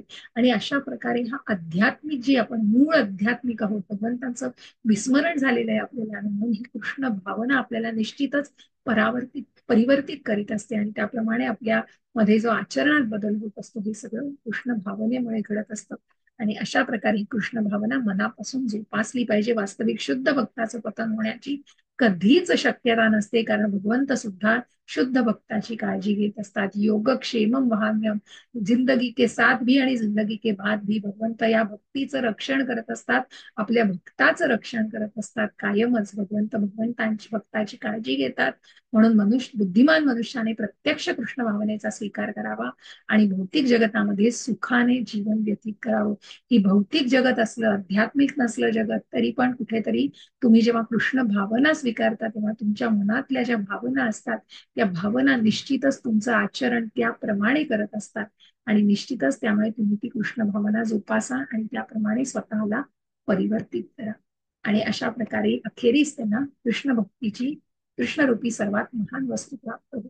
कृष्णाचं गोलोक असं धाम निश्चित प्राप्त होईल. कृष्णाच्या धामाला परत जाता येईल, जिथून पुन्हा उठून आपल्याला भौतिक जगात परतून यावं लागणार नाही. इति 9मोऽध्याय समाप्तः. तर मी आता शेअरिंग थांबवते आणि रेकॉर्डिंग थांबवते. तुम्हाला काही प्रश्न असतील तर विचारा. माताजी, एक छोटासाच प्रश्न आहे. जसं आपण या पृथ्वीवर असे पाप करतो ना, लहान मोठे, हा हा तसे म्हणजे तुम्ही म्हणता की जसे ते स्वर्ग लोकामध्ये पण अधःपतन झाल्यावर पुन्हा या मृत्यू लोकामध्ये यायला लागतं, अगदी तर बरोबर. तिथे सुद्धा अशी पापे केली जातात? हा, म्हणजे जिथे जन्ममृत्यू आहेच माताजी, त्याच्यामुळे तिथे पण अधःपतन होऊ शकतं. तिथे पण या गोष्टी होऊ शकतात, घडू शकतात. म्हणजे स्वर्गलोकामध्ये म्हणजे ब्रह्मलोकापर्यंत हे सगळं आहे. जे काही पृथ्वीच्या वरचे 7 लोक आहेत या सगळ्यामध्ये ब्रह्मलोक सर्वात श्रेष्ठ आहे. पण तोपर्यंत जो काही स्वर्गलोक उपलब्ध होईल, सगळी सुख मिळतील, पण तिथे पुन्हाही चुका घडून पुन्हा त्या मृत्यूलोकात पुण्यक्षीण, म्हणजे तिथे तुम्ही जर कृष्ण भावना जोपासली तर तुम्हाला पुन्हा वरच्या धामाला जाता येईल. पण तिथे जर तुम्ही पुन्हा जर चुकीच्याच पद्धतीने वागलात आणि तिथेच फक्त भोगायचंय म्हणून ते सुख भोगत त्याप्रमाणे वागलात, तर पुन्हा मग मृत्यू लोकामध्ये अधःपतन होऊ शकतं आणि पुन्हा मृत्यू लोकात जन्म मिळू शकतो. या सगळ्या म्हणजे गोष्टी इतर लोकांवर पण आहेत, फक्त वैकुंठात आणि भगवंतांच्या गोलोक वृंदावनात नाही. नाहीयेत. म्हणजे तिथे सुद्धा प्रकृतीच्या तीन गुण तिथे सुद्धा कार्यरत 3 असतात. गुण आहेत की नाही ते जन्म मृत्यू सांगितलं जाते. थोडं विस्तार आपण बघूया. जो गोलोक नामाचं आहे ना, तिथे थोडासा संदर्भ दिले असतील तर मी नक्की तुम्हाला याची माहिती अजून सांगेन की या सगळ्या वरचे जे पृथ्वीवरचे लोक आहेत, जनलोक, तपलोक, महरलोक, आणि या जिथे म्हणजे ऋषी, ज्यानंतर म्हणजे त्या प्रकारे त्यांचं हे आहे महरलोक, जिथे हे सिद्ध पुरुष आणि ऋषींचं वास्तव्य आहे, देवी देवतांचं वास्तव्य, आणि ब्रह्मलोक हा सर्वात उच्च लोक आहे, तर तिथे ब्रह्मांचं वास्तव्य आहे. तर निश्चित आपण त्याच्याविषयी जाणे, पण जन्ममृत्यू तर इथे आहे, आणि म्हणूनच तिथे पुन्हा ते जन्ममृत्यूचे चक्र आहे, त्याच्यामुळे पुन्हा तिथून मृत्यू लोकामध्ये पुन्हा जन्म मिळतो. म्हणजे मृत्यू तर तिथे आहेच, आणि पुन्हा पुण्य, पाप पुण्य, म्हणजे तिथे तुम्हाला सोमरसाचं पान केलं जातं, अनेक सुख उपलब्ध मिळतात. म्हणजे सुखांचा असा काय म्हणतात ना त्यांना, मेनका, अप्सरा, म्हणजे अशा तिथे भरपूर तुम्ही वेगवेगळ्या प्रकारच्या, निरनिराळ्या प्रकारच्या सुखांचा, मग मुबलकता आहे बरेचशी, असं आहे तसं आहे. पण तिथे कुठेतरी पाप पुण्याची गणना झाली की तुमचं पाप म्हणजे पुण्य क्षीण झालं तर पुन्हा तुम्हाला मृत्यूलोकात येत आहे. तर ते लोकांचं जे हे आहे ना स्पष्टीकरण, तर ते आपण थोडस गोलोकामध्ये असेल त्याचा संदर्भ, तर मी नक्की तुम्हाला ते शेअर करेन. ठीक आहे. माताजी, हा आता अध्याय संपला तर आपण तो चार्ट करूयात का? जमेल गोलोकाचा का? चालेल चालेल, पुढचा सेशन घेऊया आपण गोलोकाचं. चालेल, मी तुम्हाला चालेल. संक्षिप्त रूपात, चालेल चालेल, 9वा झालाय म्हणजे आपले अर्धेच झालेत, तर आपण एक लेक्चर गोलोकावरती घेऊया, हरकत नाही. Let's do that. चालेल. म्हणजे आम्हाला तर थोडं म्हणजे त्याच्या पृथ्वी लोकाच्या वरचे काही स्तर, खालचे काही येस स्तर येस ते येस थोडं येस, नक्की नक्की नक्की. मला थोडा वेळ द्या, पण मी ती माहिती ऍक्च्युली आहे आमच्या त्या भक्तिवृक्षाच्या ग्रुपमध्ये एखाद्या प्रभूजींनी खूप छान दिली, तर खूप सखोल नको जाऊया, पण जेवढं तुम्हाला या ज्या लोकांविषयी आणि जे आहे ना म्हणजे मुख्य गोलोक धाम जे आहे आणि मग त्याच्या आजूबाजूचा जो विस्तार, तर त्याविषयी नक्की आपण माहिती करून घेऊ माताजी. चालेल चालेल माताजी. ओके. धन्यवाद. हरे कृष्ण. हा. आणि माताजी माताजी हे